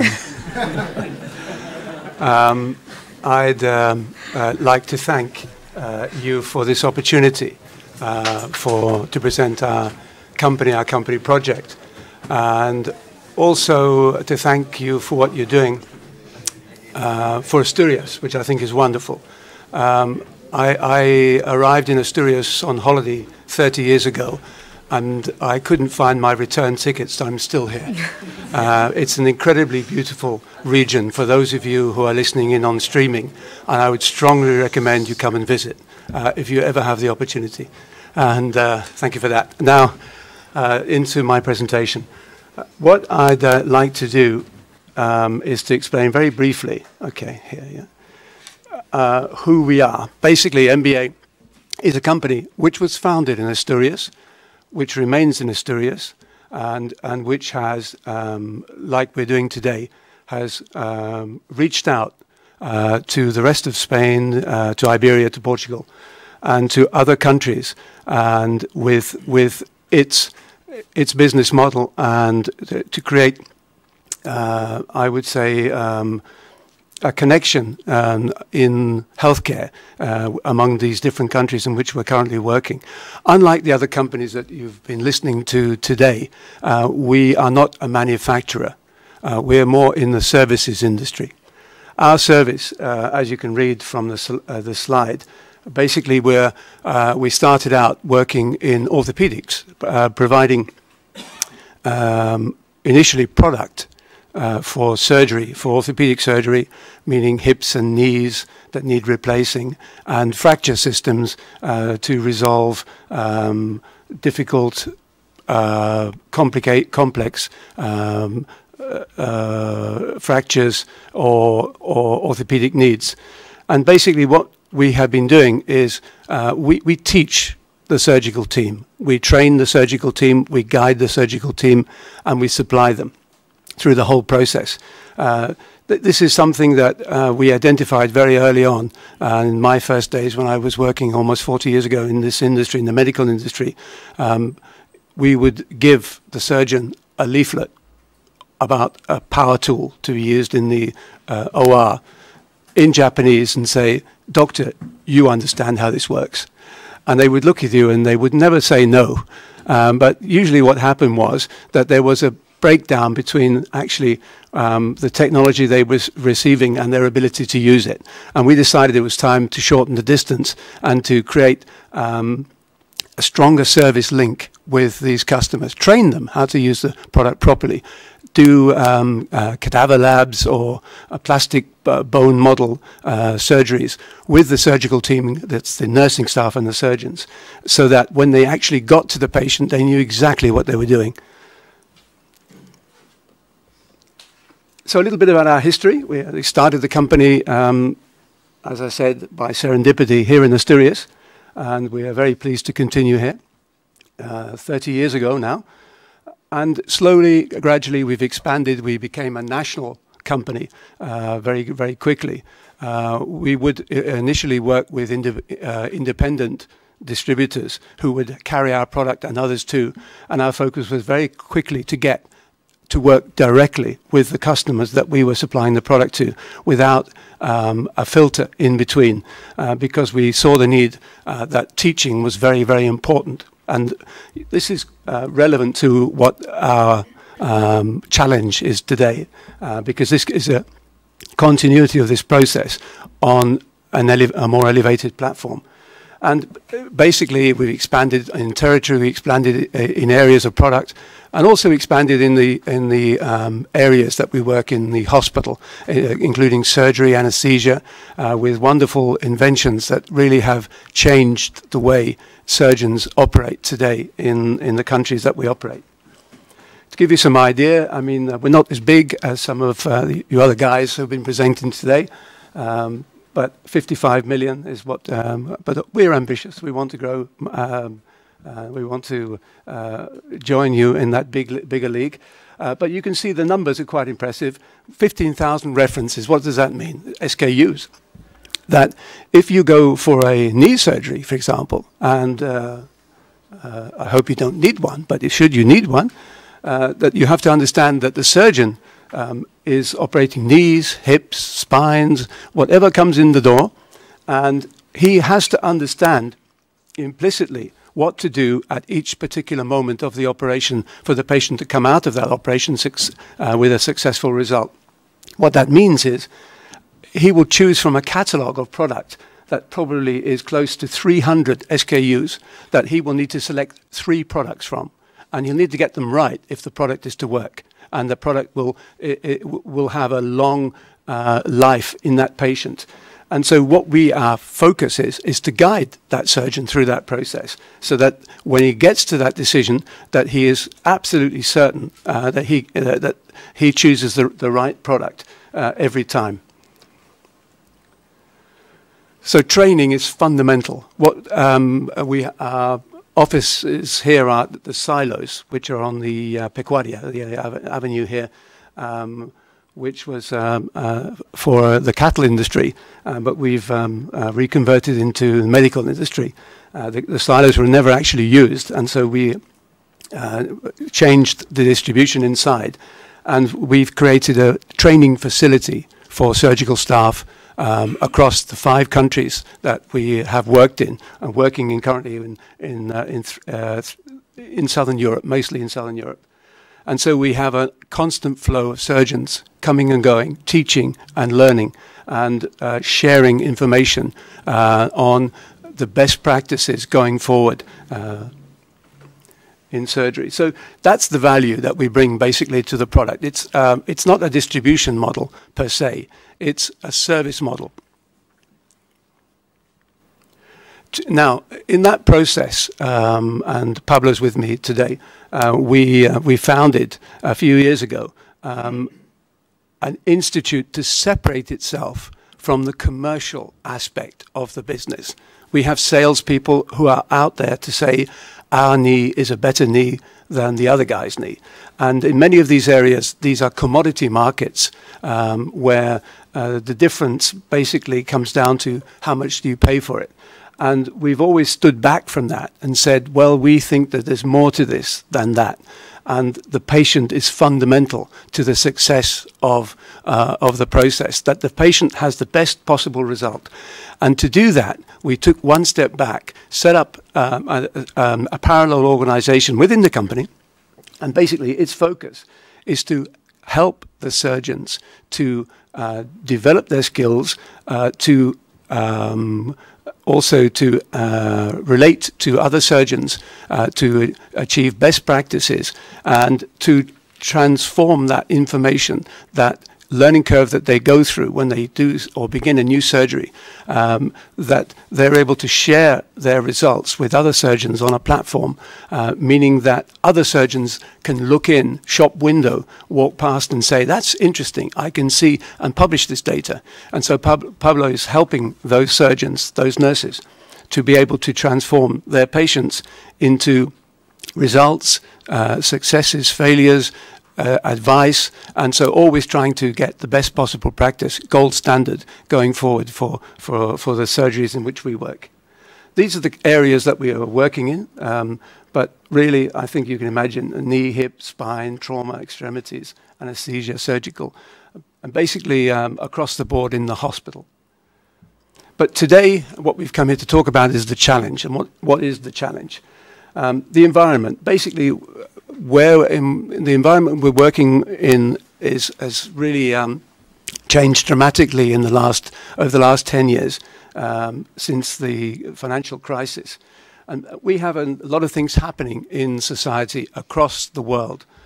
Basically, we have a population which is getting older, a population which is much more demanding and much better informed, and has access to tools that were never there in the past to really find out in an independent way what they want for themselves in terms of healthcare going forward. And so we have to meet those expectations. We have to take into account that people are living longer. And unfortunately, because of that, the available resources in terms of money provided by government in where we're talking about public healthcare is not increasing at the same rate. So we have to better use constantly our resources to be able to reach out, to provide the same results, to provide, for example, we are today selling product which we were selling 15 years ago at 1/3 of the price. And I'm sure there are very few industries represented here today that could say that. And unfortunately, this is the downward pressure that we're feeling. And this has also been a great initiative. You always have to look for the advantage in the disadvantage. And the advantage here for us was expand, grow, become bigger. And so with those challenges, taking into account, and you can also direct questions to Pablo afterwards if you want more information. Taking into account what we need to do, we need to be efficient. We need efficiency in terms of economy, and we need efficiency in terms of medical result as we go forward. We need to be able to do things faster and better and less invasive. Less invasive surgery is something which is very fashionable today. They call it minimally invasive surgery, MIS. And you have to be absolutely very careful, because what that means is it means making very small incisions. People are very conscious about having a huge incision down the side of their hip. Can't wear a bathing costume, can't go to the beach anymore. For whatever reasons, aesthetic. There are other reasons, clinical. The risk of infection increases the bigger the entrance into the area that you're going to operate. And so the risks associated with minimally invasive are you don't see as well. So you don't have a good view of the geometry inside. And that can mean translate into increased damage to tissue, surrounding tissue.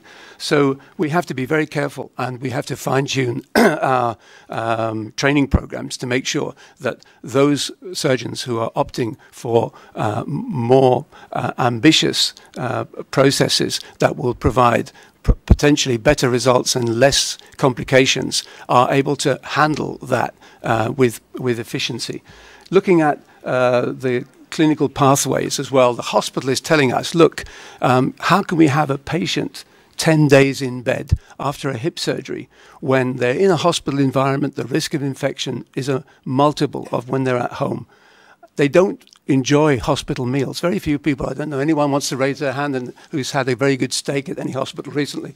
That doesn't usually happen. So they don't want to be there. So what we want to do is to get them out of hospital as fast as possible and home as fast as possible, but safely. So those are the considerations we have. And this is what our surgeons are telling us. The hospitals are saying a day in the hospital is 60, what is it? How much is it? Something like 8,000 euros a day just to keep a patient in hospital. I mean, if you go to a restaurant with 8,000 euros, you get a much better meal and probably a good hotel as well. But the overall cost of the specialists around the process, around the patient that have to be there, add to that cost. So we want to get them out of the hospital wants to get them out of the hospital, the patient wants to get them out of the hospital. So what we're talking about in our program and our challenge today is to meet that, is what we call fast-track programs, is to do the same job, is to do a successful surgery, but bring and unite together the specialists. And you'll find something about when you go to a hospital is that the surgeons of one area normally don't talk to the surgeons of another area. They think they're of a different race. Orthopedic surgeons are considered carpenters by neurosurgeons who are the... And you have this situation where we have to break these walls down and say, no, the focus is the patient.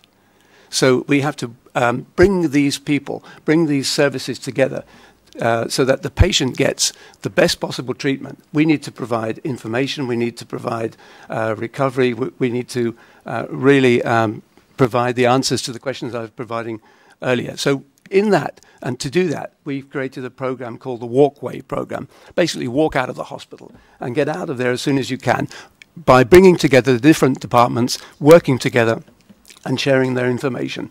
And how does it work? Basically, I'll very quickly go through this because I want to get to the app, and I've taken too long already on the explanation. I apologize for that. It's to visit the center and to talk to the individual stakeholders in this, the anesthetist, the surgeon, the recovery unit, the nursing staff, and then also to bring the patient in. We want the patient to be an active part of their recovery. Normally they're intelligent people, well able to understand that they also can benefit from cooperating with the surgical team.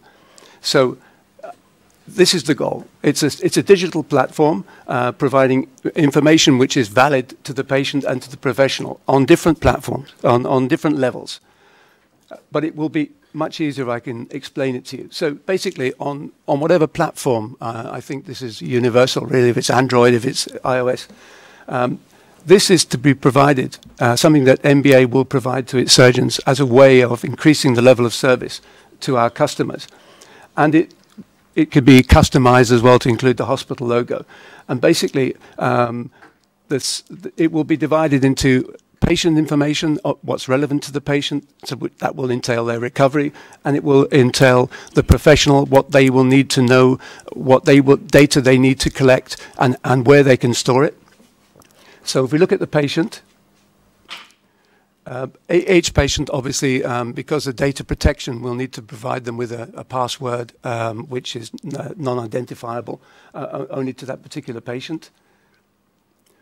They log in. And the first thing is, obviously, we need their consent, their informed consent. Very important in any surgical process is that the patient is fully aware of what they will be undergoing, and also in terms of participating in these kind of projects.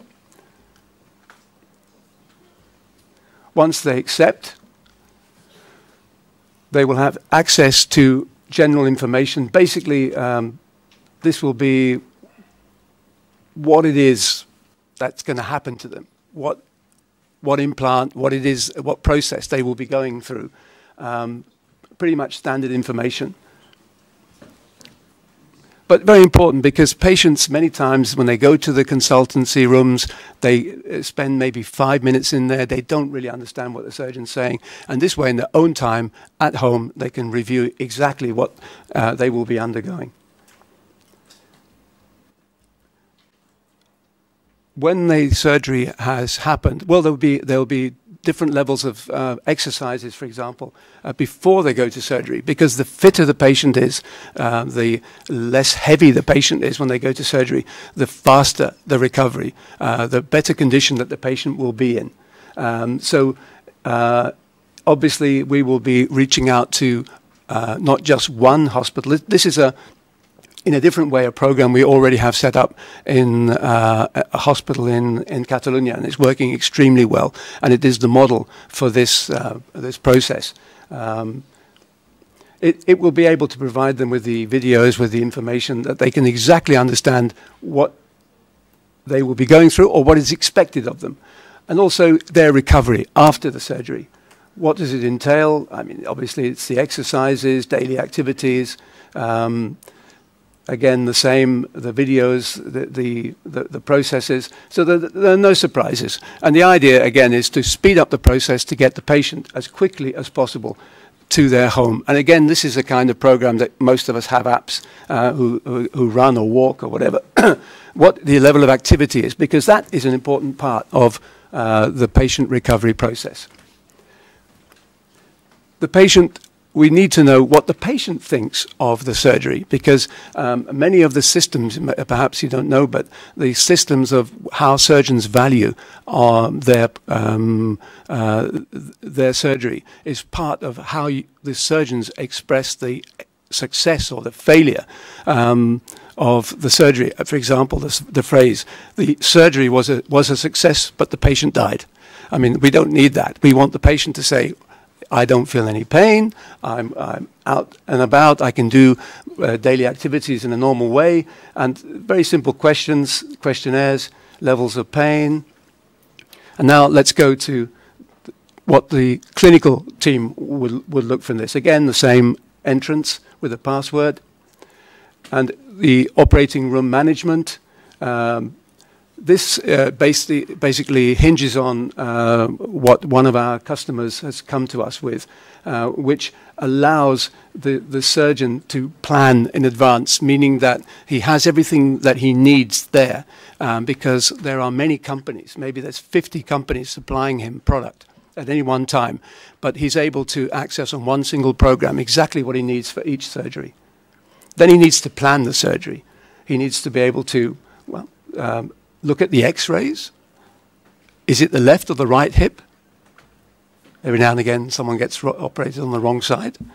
So to avoid simple errors, but at the same time to be able to plan, to onlay templates to see which is the correct size. I said earlier on there were something like 300 references for a surgery, of which you would need 3. Is that a patient calling? No, oh, okay. It was the YouTube channel calling. Okay, so pre-op, basically what he needs to have before he starts the surgery. So all of this, it can be the theatre nurse, it can be the surgeon that does this. So if we've got all of this, we can go ahead. We don't want someone sitting in a taxi going over to a company to find that because the drapes are missing.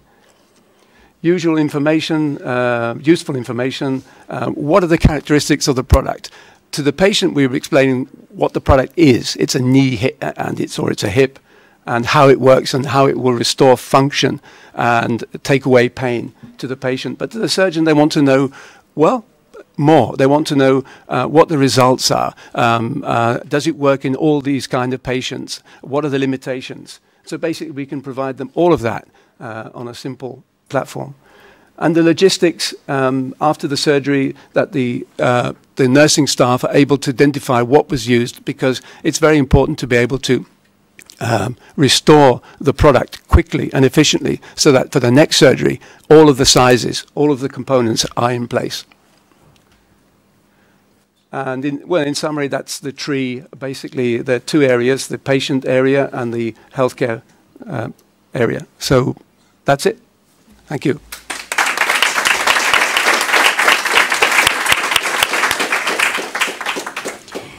Any question for Paul, for the APP? I know he will doing his best to answer in English. I tried. No? Okay, he will be, okay, one question. And for those living outside Asturias, come to Asturias, it's beautiful, well worth a visit. And we have a lovely sunny day today. For the presentation, what is just a question more of curiosity, because and it's about the speed of this process of the 4.0, the i4.0, because I heard or I read, I think in internet that it say that in 15, 20 years, more than 80% of the surgeries will be made by robots. And I would like to know your opinion about that, if you think this is possible, true or not. Ah, yes, it is true. Of course it's true. And the world is going towards more sophistication. It's exponential. And looking at the platforms around today, information is being shared at a higher level and faster than ever before.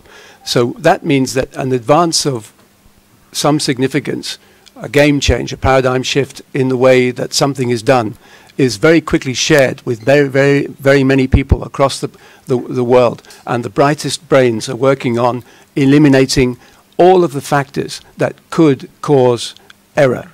And one of those factors is the human factor, to the extent that, for example, in the United States, there are now robots. We have one that will operate a knee, and very successfully.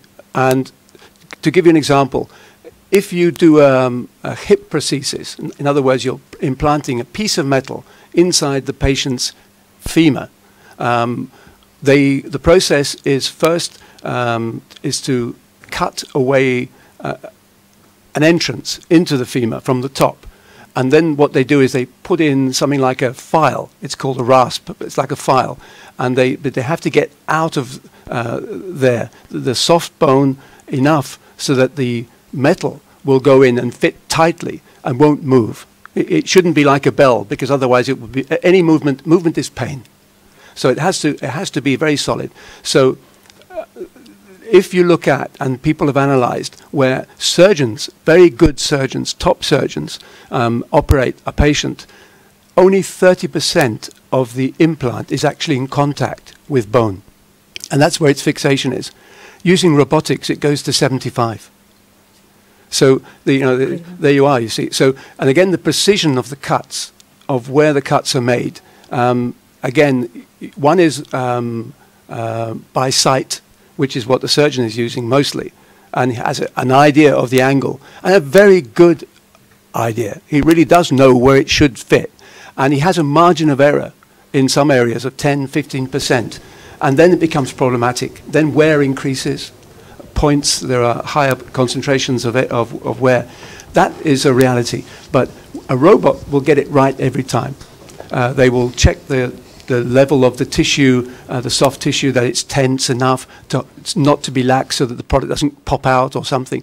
So all of this information is really important, but it's still in its very early days.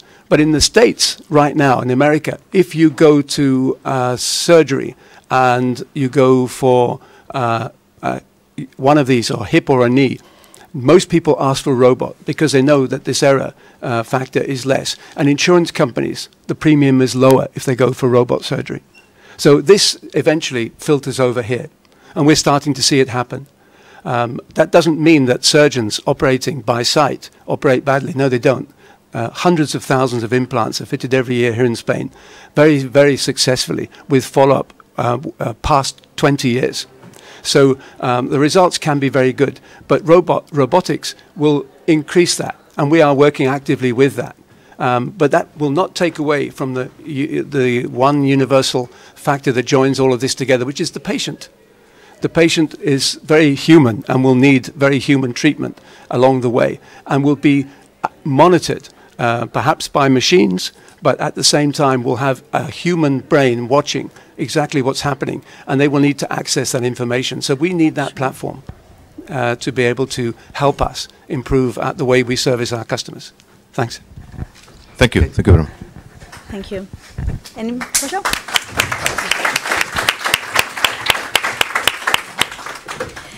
We are arriving halfway of the workshop. It's time now for PMG. Diego and Paulino.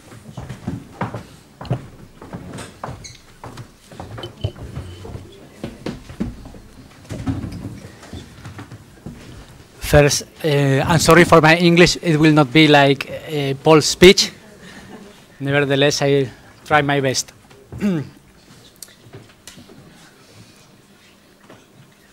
First, I would like just to summarize the challenge. The challenge is quite simple. In our company, we produce parts with a batch size of around 3,000 parts. And due to Industry 4.0, if we want to have a full integration, and also because of traceability issues, as CAPSA has explained, we believe that the batch size, we need to move from 3,000 parts to a single part batch size. So every part should have its own code. We normally print this code now in final stage in packing by ink printing or laser. And in the future, this challenge, we expect to print the code at the beginning. I explain you this now because I'm going to present my company, introduce you also our processes and the environment where we have to work. Of course, this code need to survive all these environmental conditions. My name is Diego Castro. I am Technical Director for the Business Unit Manual Transmission at P&G. Paulino is my workmate. He accompanied me today because he's our IT manager at P&G Asturias, and he will also manage this project and explain the details later on. Maybe I can just start with some facts about P&G Group. P&G is an international German group. Nothing is perfect. We have 8 plants worldwide. 1 plant in Germany, 3 plants in Spain, 1 in Romania, another in China, and 2 in States. Our turnover globally is 300 million euros, and we have around 1,700 employees with 13 sales offices around the globe. Our shareholder is Vermögens Verwaltungs Erben Dr. Karl Goldsmith GmbH, which is a family office, a German family office, and also has another businesses more related to railways, a part of P&G. P&G, we operate 100% in the automobile industry. Therefore, we need to follow the trends which actually are there, and you all know, like the globalization, the mobility, and the sustainability. And I would like also to include a new one, which is the Industry 4.0.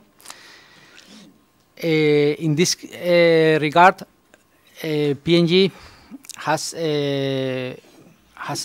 defined a global strategy to support our customers worldwide. We have also developed a broad product range, and we are also working in clean technologies for the electrical car with our soft magnetic composite. Here is just an overview about our plants worldwide. We are today to focus only in P&G Asturias, which, as you know, is here in the region. It's located in Mieres. Also, I would like to describe briefly our products. As I said, we belong to the business unit of manual transmission, which means the left side parts that are on the screen. Mainly they are parts for synchronizers, which are assembled in gearboxes and double clutch transmissions. In Asturias, we produce only 2 parts, which is the hub and the sleeve. We will show you later. We also assemble these parts together. We have other business units within the group, which are for automatic transmission, for engines, shock absorbers, and as I said, also electrical applications. Electrical applications, this is a new business unit, not only focused in automobile, also in other industries. So we'll see. Here is just a brief overview about what has been the development at P&G Asturias in the last 15 years. We started 22 years ago producing only hubs, which are the parts on the left. And during the last 15 years, we have been developing process and skills to go from individual components to complete synchronized systems. We have developed engineering, the validation capabilities to bring all these parts together. Now in Asturias, we are managing projects worldwide, not only for Europe, but for other areas like China, where we design our own products. This is just an overview of our factory in Mieres. Here we have 2 big buildings. The number of employees is 252, with a turnover of 54 million euros. We produce yearly 220 million parts, and we have 12 production lines, which will mean, in case of we finally get a system, 12 printing devices and maybe 100 of readers. I would also like to explain you briefly the process that is based our technology on. We are a powder metallurgy manufacturing company. We produce parts. We take as a raw material iron powder, which we buy. We mix in-house. We bring to the compaction press. Afterwards, we sinter. Sintering is a heat treatment process with 1,200 degrees. We do a secondary operation like scything or machining. and finally heat treatment. Here is just a video.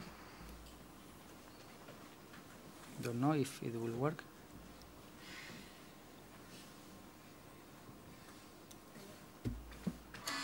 Yeah.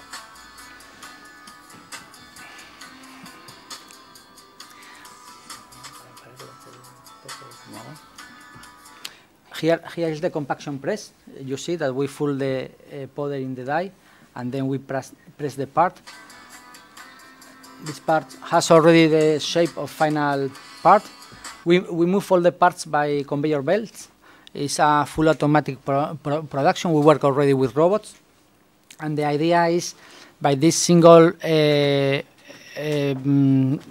part batch, the idea is to collect all production information in a database to be able in the future to answer our customers about a product that they might claim or ask about the parameters that we have used, the raw materials that we have used, and just not to talk about 3,000 parts, but just talk about one part.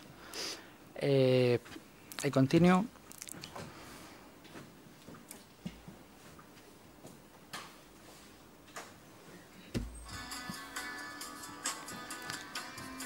We have a scale to weigh the part. Then we lay the parts on plates to bring in the furnace with 1,200 degrees. Here takes place the metallurgy transformation from compaction powder to steel.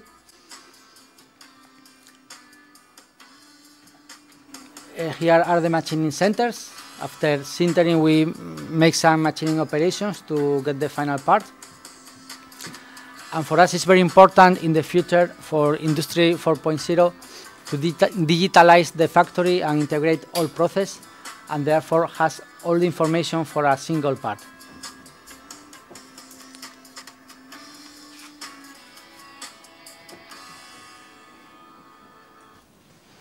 In this regard, last year, promoted by the IDEPA, we have attended to a program where it was called Industry 4.0 Transformation, and we have the opportunity to have a consultant office that has been with us some weeks to identify opportunities. We start at that time this big project, because really this big project, we have identified that our vision is to, as I say, digitalize and integrate all process within P&G, but not only in the horizontal area, but also vertical with our customers and suppliers. We already have many IT tools with our customers, but we also believe after this program that we are far away from this Industry 4.0. And also we believe that to reach this level is not just only a competitive advantage, but also we know that our competitors in the automobile business, they are working also on this. So it's just a matter if you are inside or not. So if you don't take this step forward, you are going to be in a disadvantage. So it's, for us, this is a must to move to Industry 4.0. And of course, we are going to take advantage of all the existing tools that you know better than I about smart sensors, Internet of Things, to connect our machines to our databases, mobile technology, human-machine interface technology with robots, collaborative robots, clouding, which we already use, big data also algorithms, because we produce million of parts and we measure million of data during the year, and we need to connect this data to our parts. Also here, just to reach this vision and to be able to integrate all our process, here just is an overview. For us, the key process at P&G Asturias is the manufacturing. The manufacturing is the tractor. And the rest of the areas in the companies, we are here to support manufacturing. So for us, it's a key issue to integrate all the activities between maintenance, TPM, total productive maintenance, purchasing, sales and logistics, product and process engineering, to work like a pinion, no? Like a gear, to full support manufacturing. And as I said at the beginning, after our analysis, the first step is to be able to have in every single part a code printed in the part, which later on we can relate to parameters and can be read not only at the customer but also in a processes which will be in next steps in our factory. So I will let Paulino to continue now with the challenge, explanations of the challenge. Hi, good morning. I'm the IT responsible of P&G Asturias, and my name is Paulino Prieto, and I will try to explain you our challenge. As Diego said a few minutes ago, this project is the tip of the iceberg, but I'm sure that there are several projects relating with this main project, call it Industry 4.0. As you can see in the slide, we defined these main topics, main points that define the challenge. The first one is to identify the best printing technology to mark a code. We define a PIN, part identified number. In every part at a minimum speed of 18 parts per minute. That must survive all P&G processes on live in the transmission. This is more important because, as Diego said, we have part of the process that have 1,000 degrees, and into this mark should be survive this part. The second part is, but should be I think that should be the first one, but is define the PIN. This code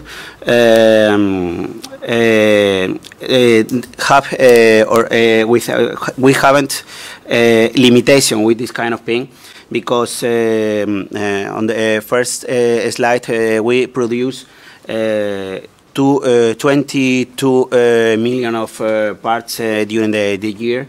So it's more important save all related data into the process per part, and obviously this side of the database is more important. No? The third point is identify the best reading technology. Of course, we need to mark in the first step, but obviously we need to, in the different step of the process, we need to identify the best reading technology to be used on following process. Under industrial conductions at in the same minimum speed. Obviously, we product with the press machines, and we need to try to read this information and save it into the database with the more fast than we are producing. In the fourth step.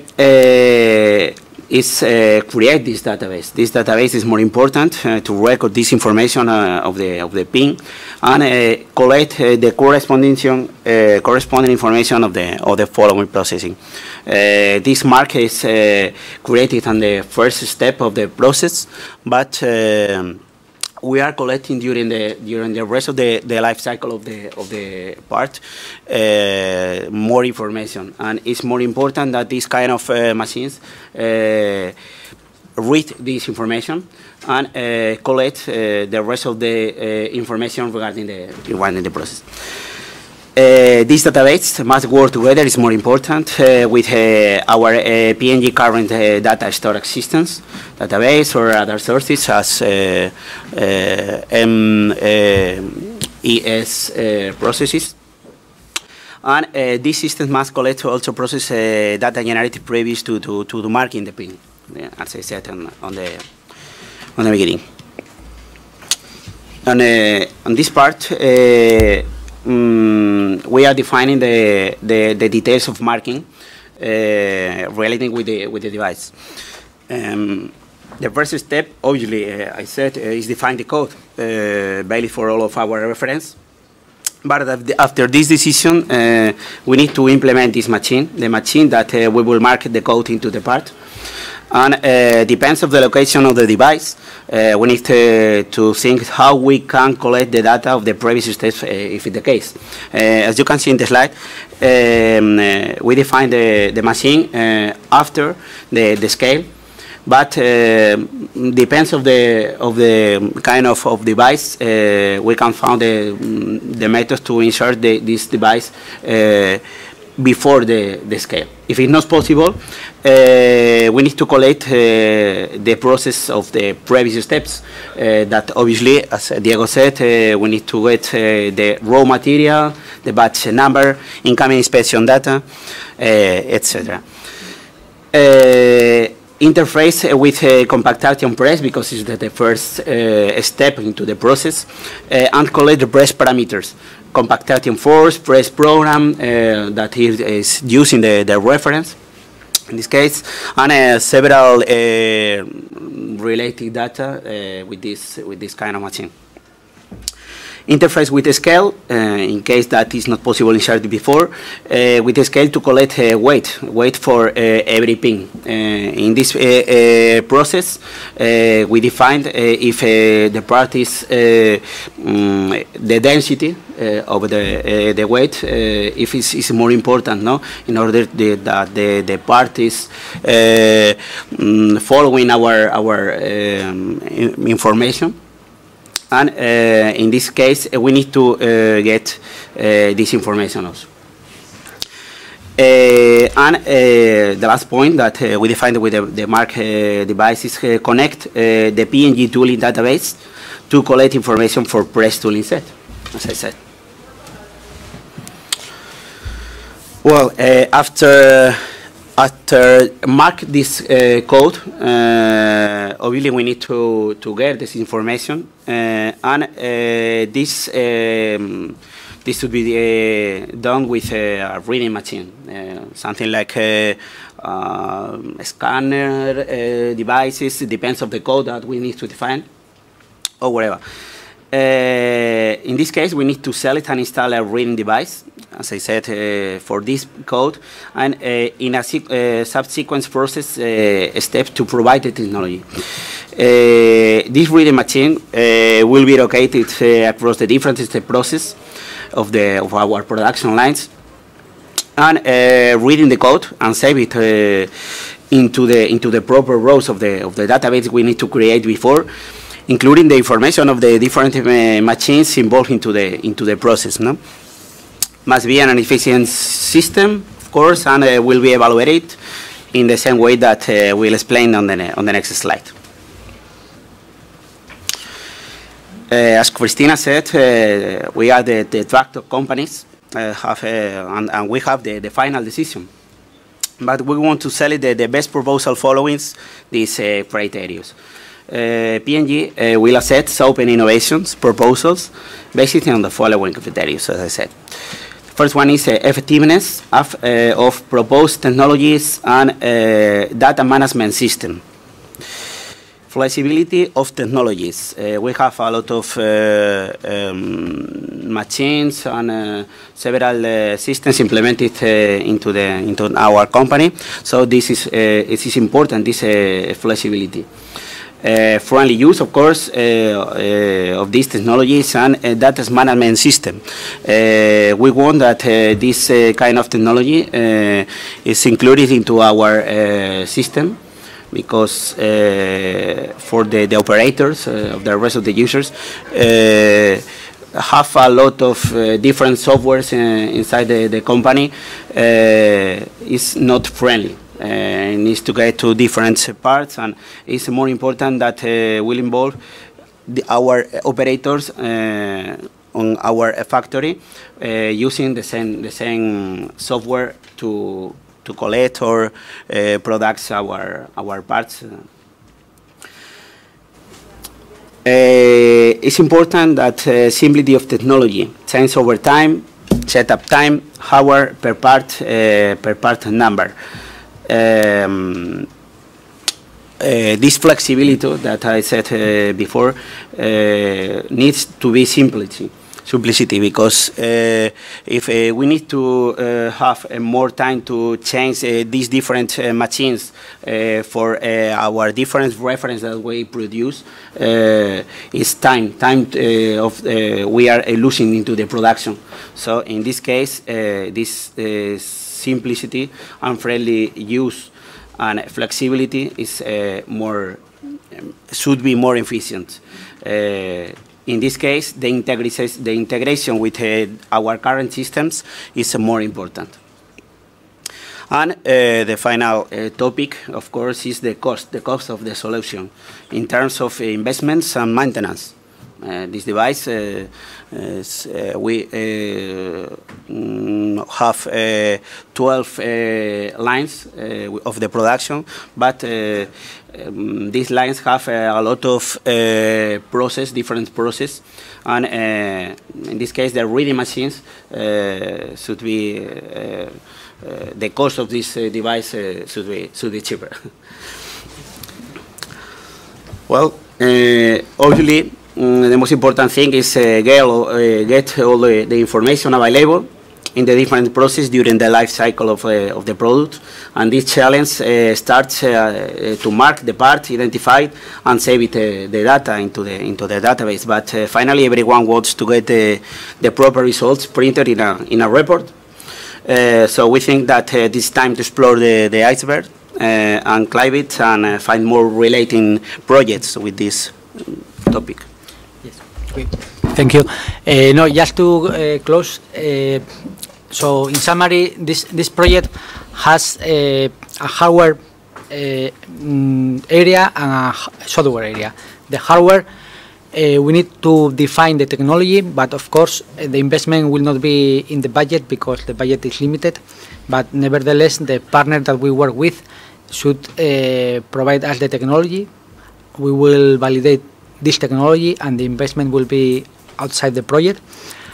And the software, which will be the developed application, database, and connect to other systems, will be within the project, just for clarification. So thank you very much. Don't know if you have any question.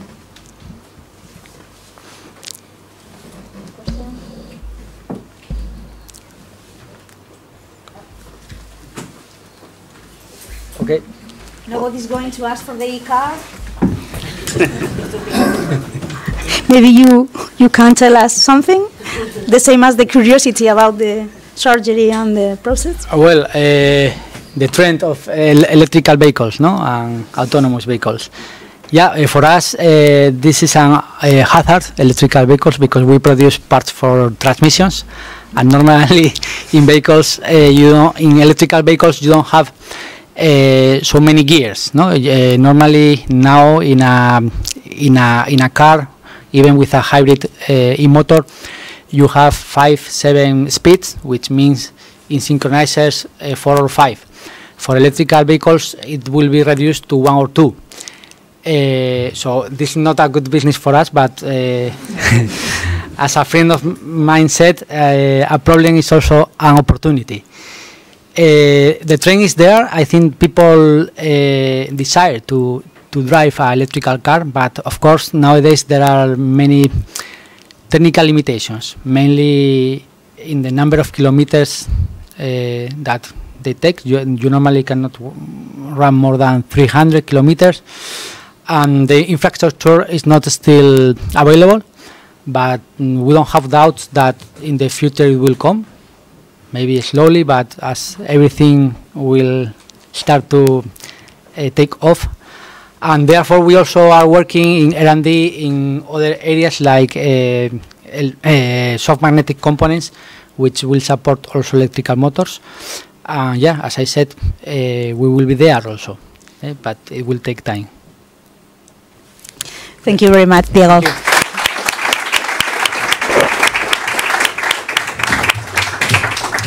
time now for René Picot. Javier.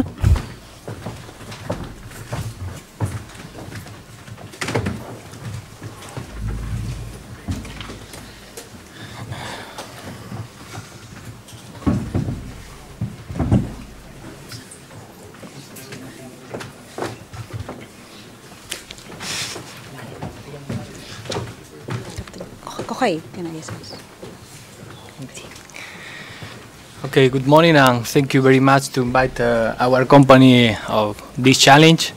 First of all, we will talk about a brief approach of our company.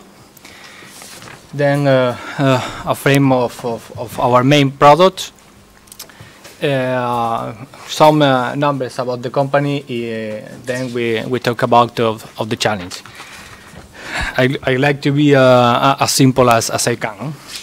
Okay, so our company, approach of our company. Our company is founded here in Asturias, in the occident of Asturias, in Aleo, by Mr. Francisco Rodriguez in 1960, who leads now the organization as a president CEO.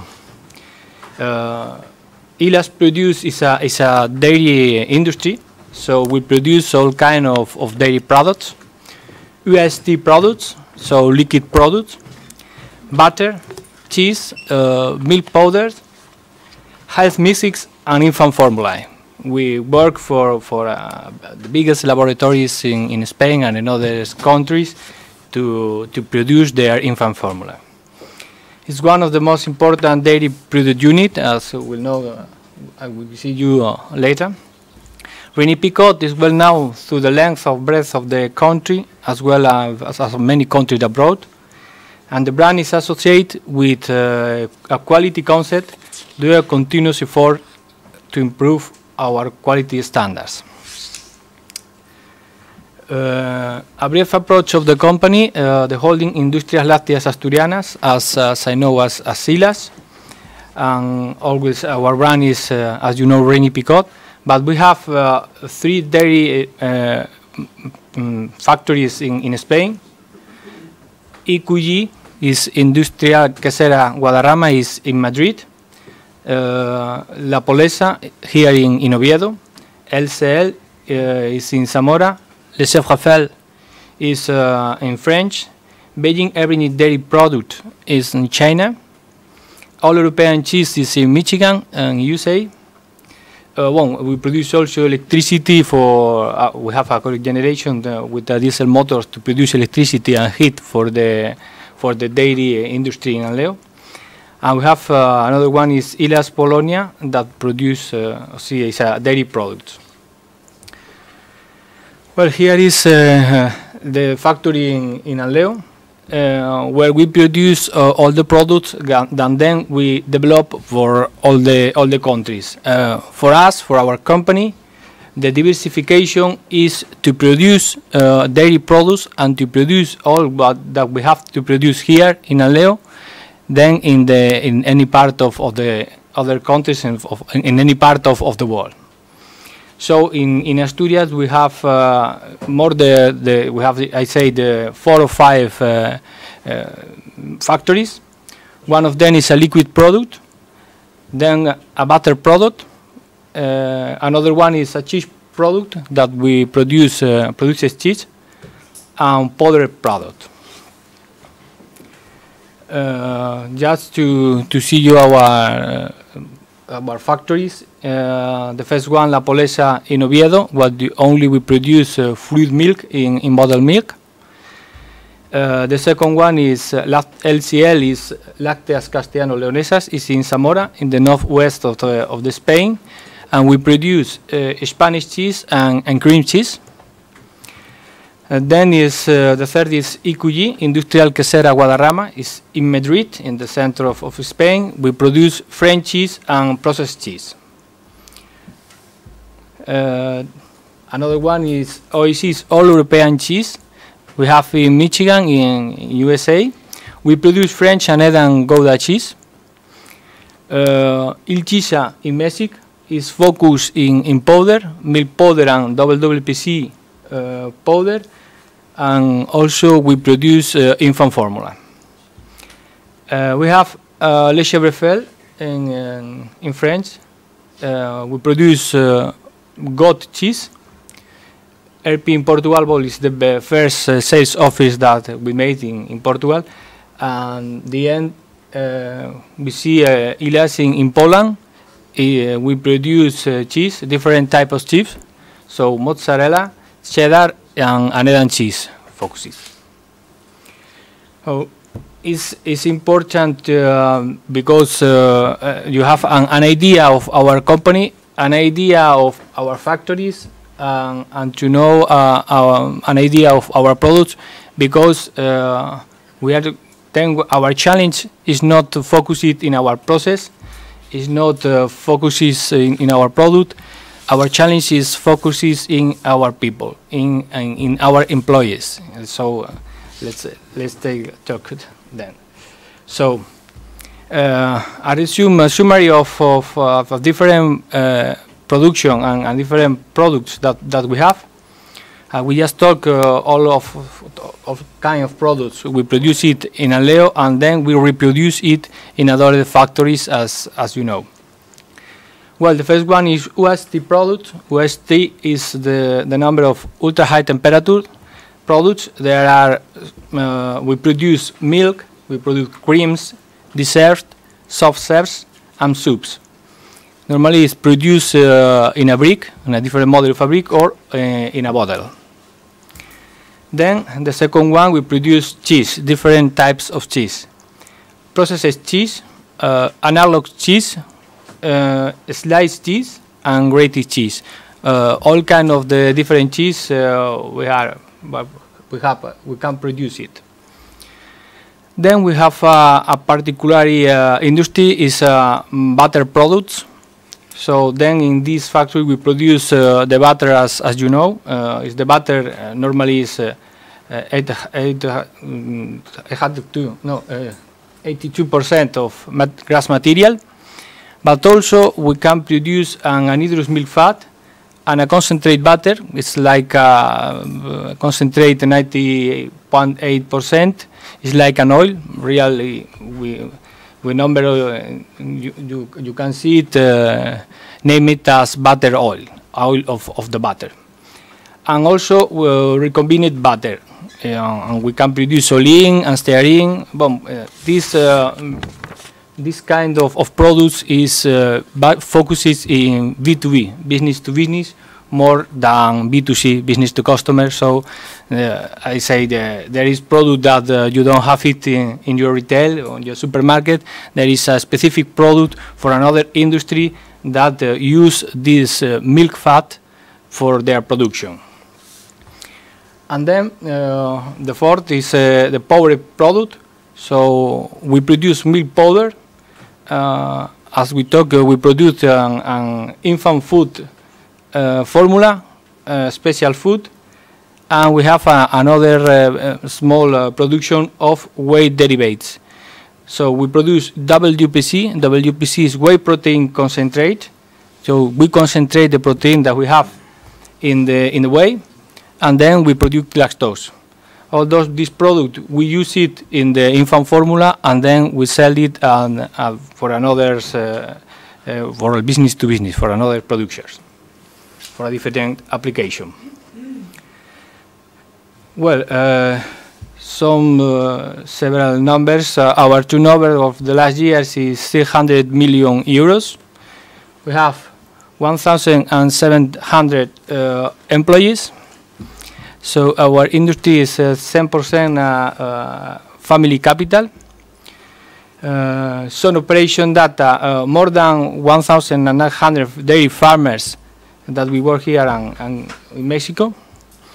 More than 500 suppliers, more than 3,000 reference. Well, then we have the certificates, ISO, SCC, and different certificates for produce our dairy products. Okay. Well, as I tell you, I hope in this minute I can explain you what is our company, more or less. where you produce and where we are in different countries. Why? Because we are talking about our challenge. So as I told you, we are talking about the people. Now we have different projects. We have a MES, a manufacturing executive system. We have an ERP, it's SAP ERP. We have also a LIMS, also digital laboratory, and we have some deployment in a supply chain management. So we are working in a digital supply chain also. But now our challenge is focuses in our people, in our shareholders. That's we talk. So we have 3 targets. It's important that I told you that this is a real concept that we have in our head. It's not 100% definitive. So we are working together to have how construct this software. So the targets, we have 3 targets. The one is we decide to manage and centralize all the suggestions and the improvement plans proposed by the company shareholders. So is the employees of our factories, logistics centers, or in any sales delegation. So our idea is to have digital information of the information that now we don't have. So we have, but we don't like the how we have it. This will allow us to standardize, structure, and have available anytime, anywhere, all this information. The second target is assured to deploy the best practice in different areas in all the countries at the same time. As I told you, we are speaking about our factories. So we produce dairy products in the different countries. So each country have their evolution, but that we want is all the people, all the people of our company can have access of the best practice, propose their suggestions, and this will standardize and produce. Let us have the best production, the best practice in one software of the company. And the third one is to improve and speed up through this solution bidirectional communication with the entire network of the shareholders worldwide. Thus, this software will be let us to put the bidirectional communication between the head of the organization and all the employees and all the shareholders. So, what is the challenge to achieve these targets? The challenge is develop a multi-channel platform to manage the suggestion and improvement plan proposed for our shareholders based on gamification model. So manage from the mobile IPP to web environments to all the factories of the company. That it will be international. For us, we think it's very important to use gamification techniques. As you know, gamification techniques is to use the better practice of the game, and to use in environment that is in industrial environment or working environment. Thus, use gamification techniques will be the core of the projects to boost motivation of all the employees and solve the problems of the certain behaviors. Okay. So as I told you, this is a concept that what ILAS may offer. We offer, let's move together. Let's construct this software together. Let us get better and better in all of our countries. Okay. Thank you. Thank you very much.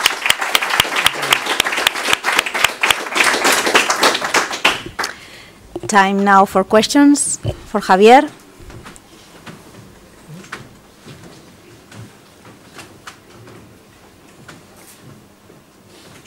No? Everything was clear then? Perfect. Thank you, Javier. Thank you very much. Thank you. And let's move to our last company, tractor company, Telecable. Javier.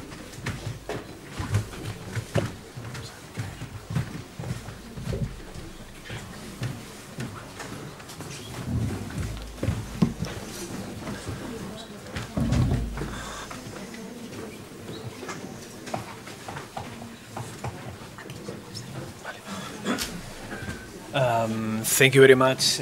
First of all, to IDEPA and CEI to invite us to this event. Thank you for all the assistance to be here. And let's go to explain what is the challenge that we propose to this second edition of the program. First of all, we are going to explain an overview of Telecable. Maybe I think the most of you know what is Telecable, but let's go to explain. We are in the services sector, in the telecoms sector, as to be concrete, and nowadays we are trying to expand our services to the industrial sector, no? To provide more than telecom services to this kind of sector. Let's go to show you an overview of who we are. Telecable was born in the 95. We invest more than 600 million here in Asturias in these years. We built the biggest fiber optics network in Asturias right now, with more than 100,000 kilometers. We have a lot of point of sales in the territory, and we are generating right now more than 1,000 jobs, direct and indirect, here in the region, no? With a lot of positions in the contact center in Asturias, very close to there, here in El Entrego, that provides the phone support to all of our customers, no? Telecable is one of the big players in the internet and TV in the Asturias. We are present right now in more than 1,020 homes in Asturias, and in 20,000 companies in the territory, and big numbers, no? We have more than around or close to the 200 mobile phones with our customers, or to our customers. Maybe you know, since the last year, we are part of a group, Euskaltel, that is present in all the north of Spain, with a total number of close to 1 million of customers, no? Providing services in a market that is close to the 6 million population. We are the leader in the most of the services that we are providing, as you know, TV, pay TV, internet access, mobile phones or land phones, and the mobile phone. And with these numbers of residential services, and very important for us, the big percentage of penetration of 4P services That is the number of the services that we are providing to the services. The convergence is very focused for us. Another feature of the company, we are here focused in the business part. The income of the group, so the 30% of the incomes of the group are providing from the businesses. This building is is in the 200 millions of euros. We have 5 data centers in these territories.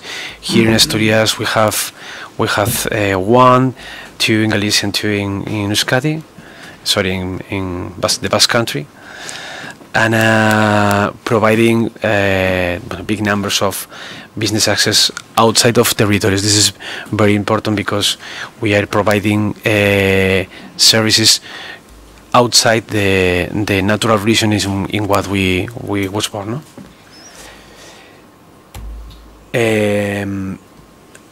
Let me continue because maybe it's easier to see. Telecable, as I say, was born with providing access and the typical telecom services, and these years we was expanding our services. Right now we are providing a lot of advanced communication services. As I said, we are providing data center services with these 5 data centers that we have. We are providing digitalization services, as all of the opponents commented in the last explanations, no? And over there, we are trying, or we are selling and offering applications, as for example, Office 364, based in a prime partnership that we signed with Microsoft. Flow gestion, energetic efficiency services, teleassistant, digital sign-up. We are trying to be showed as a provider of these vertical solutions, because we are now providing them, no? And of course, all of them combined by a very focus in the cybersecurity, and cybersecurity.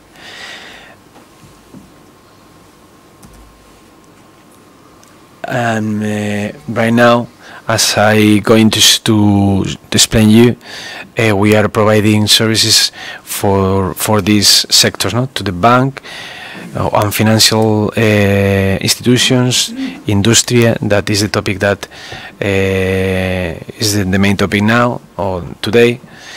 Education, health, public administrations, and retail. How we can do it? Visiting their own technologies and a lot of on a few of alliance with strategic partners that we are using to provide them.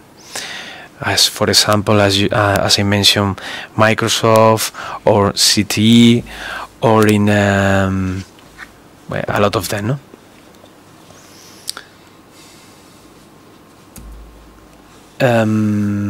Only to show you what are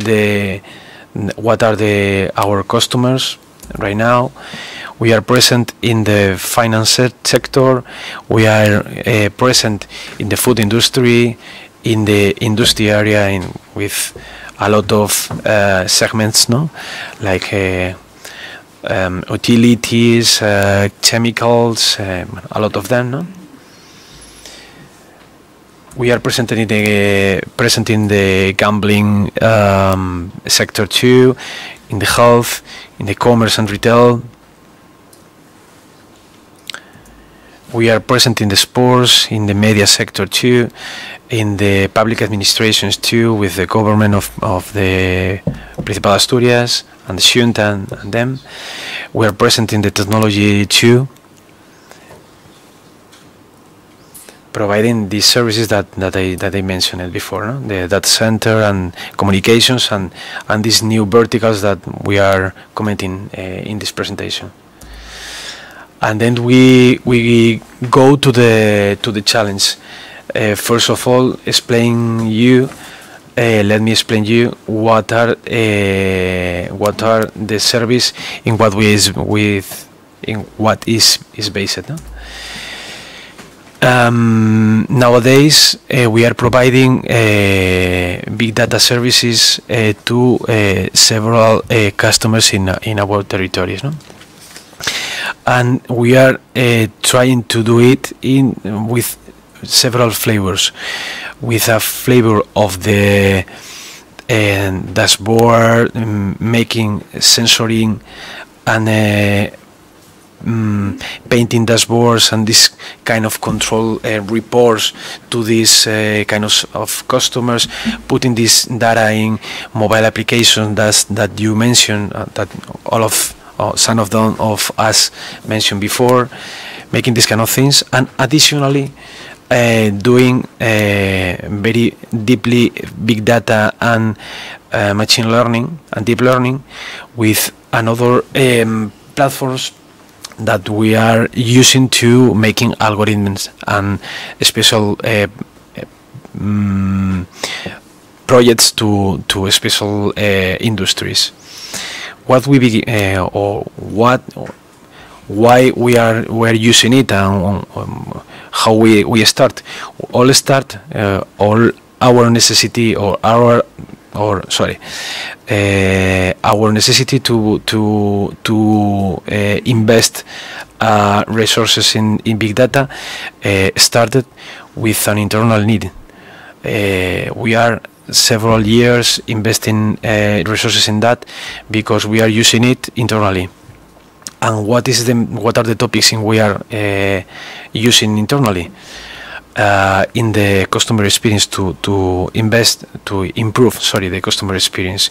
We are trying to detect anomalies in the service, to prevent it, and to make sure that they are not affecting to the customers.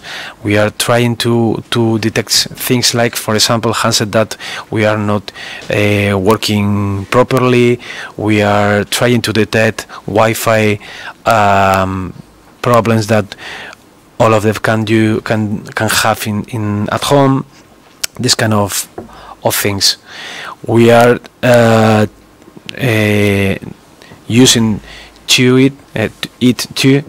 to make or to protect this our customers to the fraud attacks, like for example phishing and this kind of things. We are mirroring audiences of the TV service to make recommendations to make a better experience of the TV that we have at homes. We are trying to learn new pattern of use of our services to make our services better. Our services like voice, internet, TV, internet access, TV, and IoT. And let me explain more about IoT because it's the base of the next of this point. No? What is our digitalization strategy that we are following with or we are proposing to the industry? We see that, as some of you mentioned before, we see something like everything like a sensor. We are trying to sensorize SCADAs, terminals, cameras, lights, doors, even workers to generate data with them, and with this information, this of knowledge that is in the business, make knowledge to the and use cases to the businesses. No?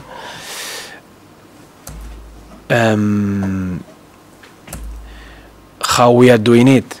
With a huge portfolio of sensors and gateways that we build ad hoc, and with the alliance that we have to make these use cases. We can see some of them we are using to the residential and the SOHO and PYME services, and additionally another ones to the more focused industry. Additionally, how we are playing with it? We are using our networks. As you know, we are providing fixed access, Wi-Fi access, 4G access, and even IoT access. We are transporting all this data to the cloud to collect this information in a big data as a service. And this is the topic. This is the service that we are offering, that is running in our data centers or even in the Azure cloud.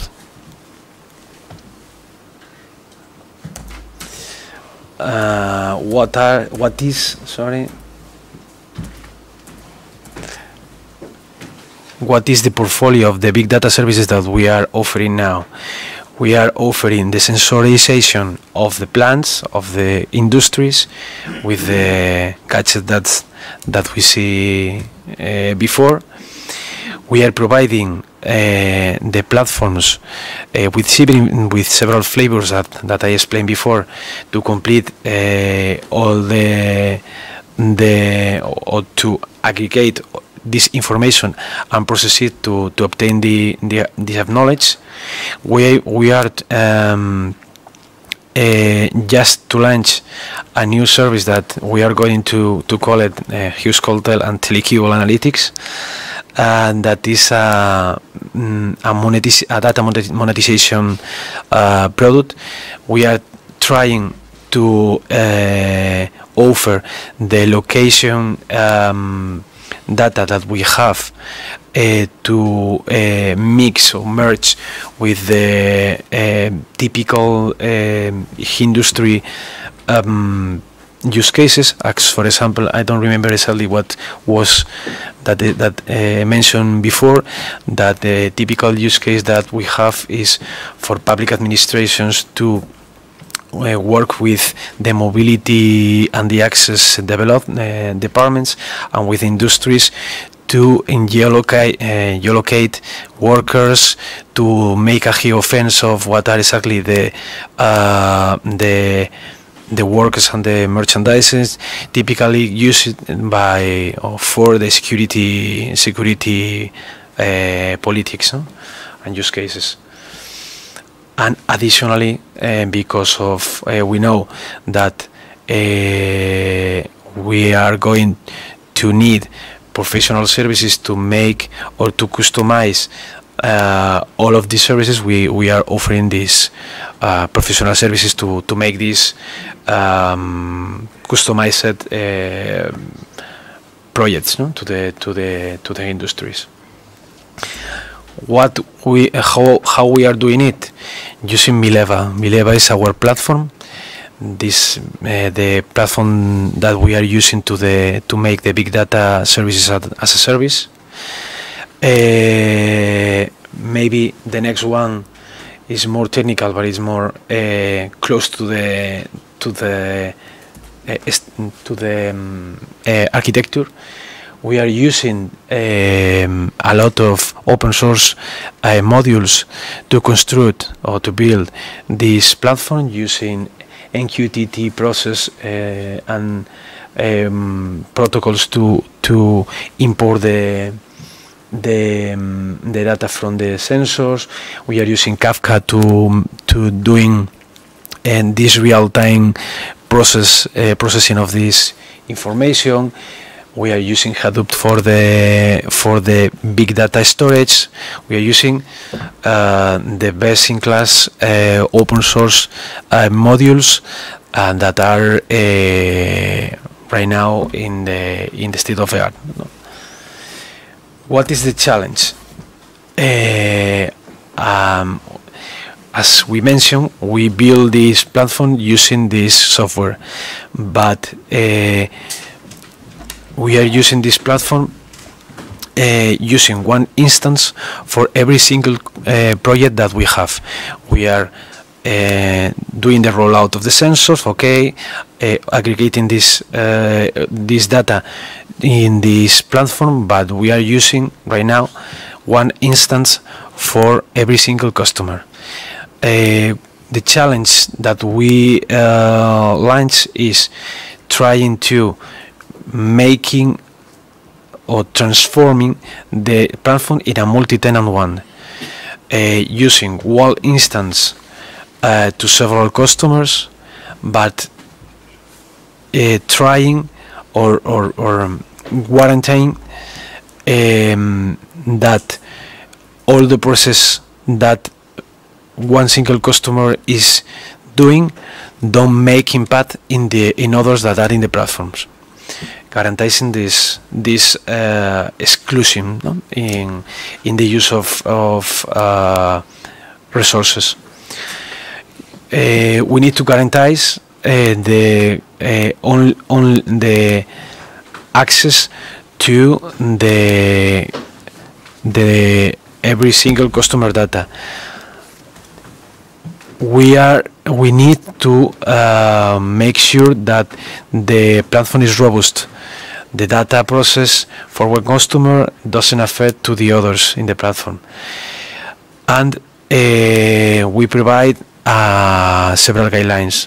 The solution should be taken account, and that we are using this software that is in the last slide. We are using open platforms, and we want to make these features over there. And that's it. This is the challenge.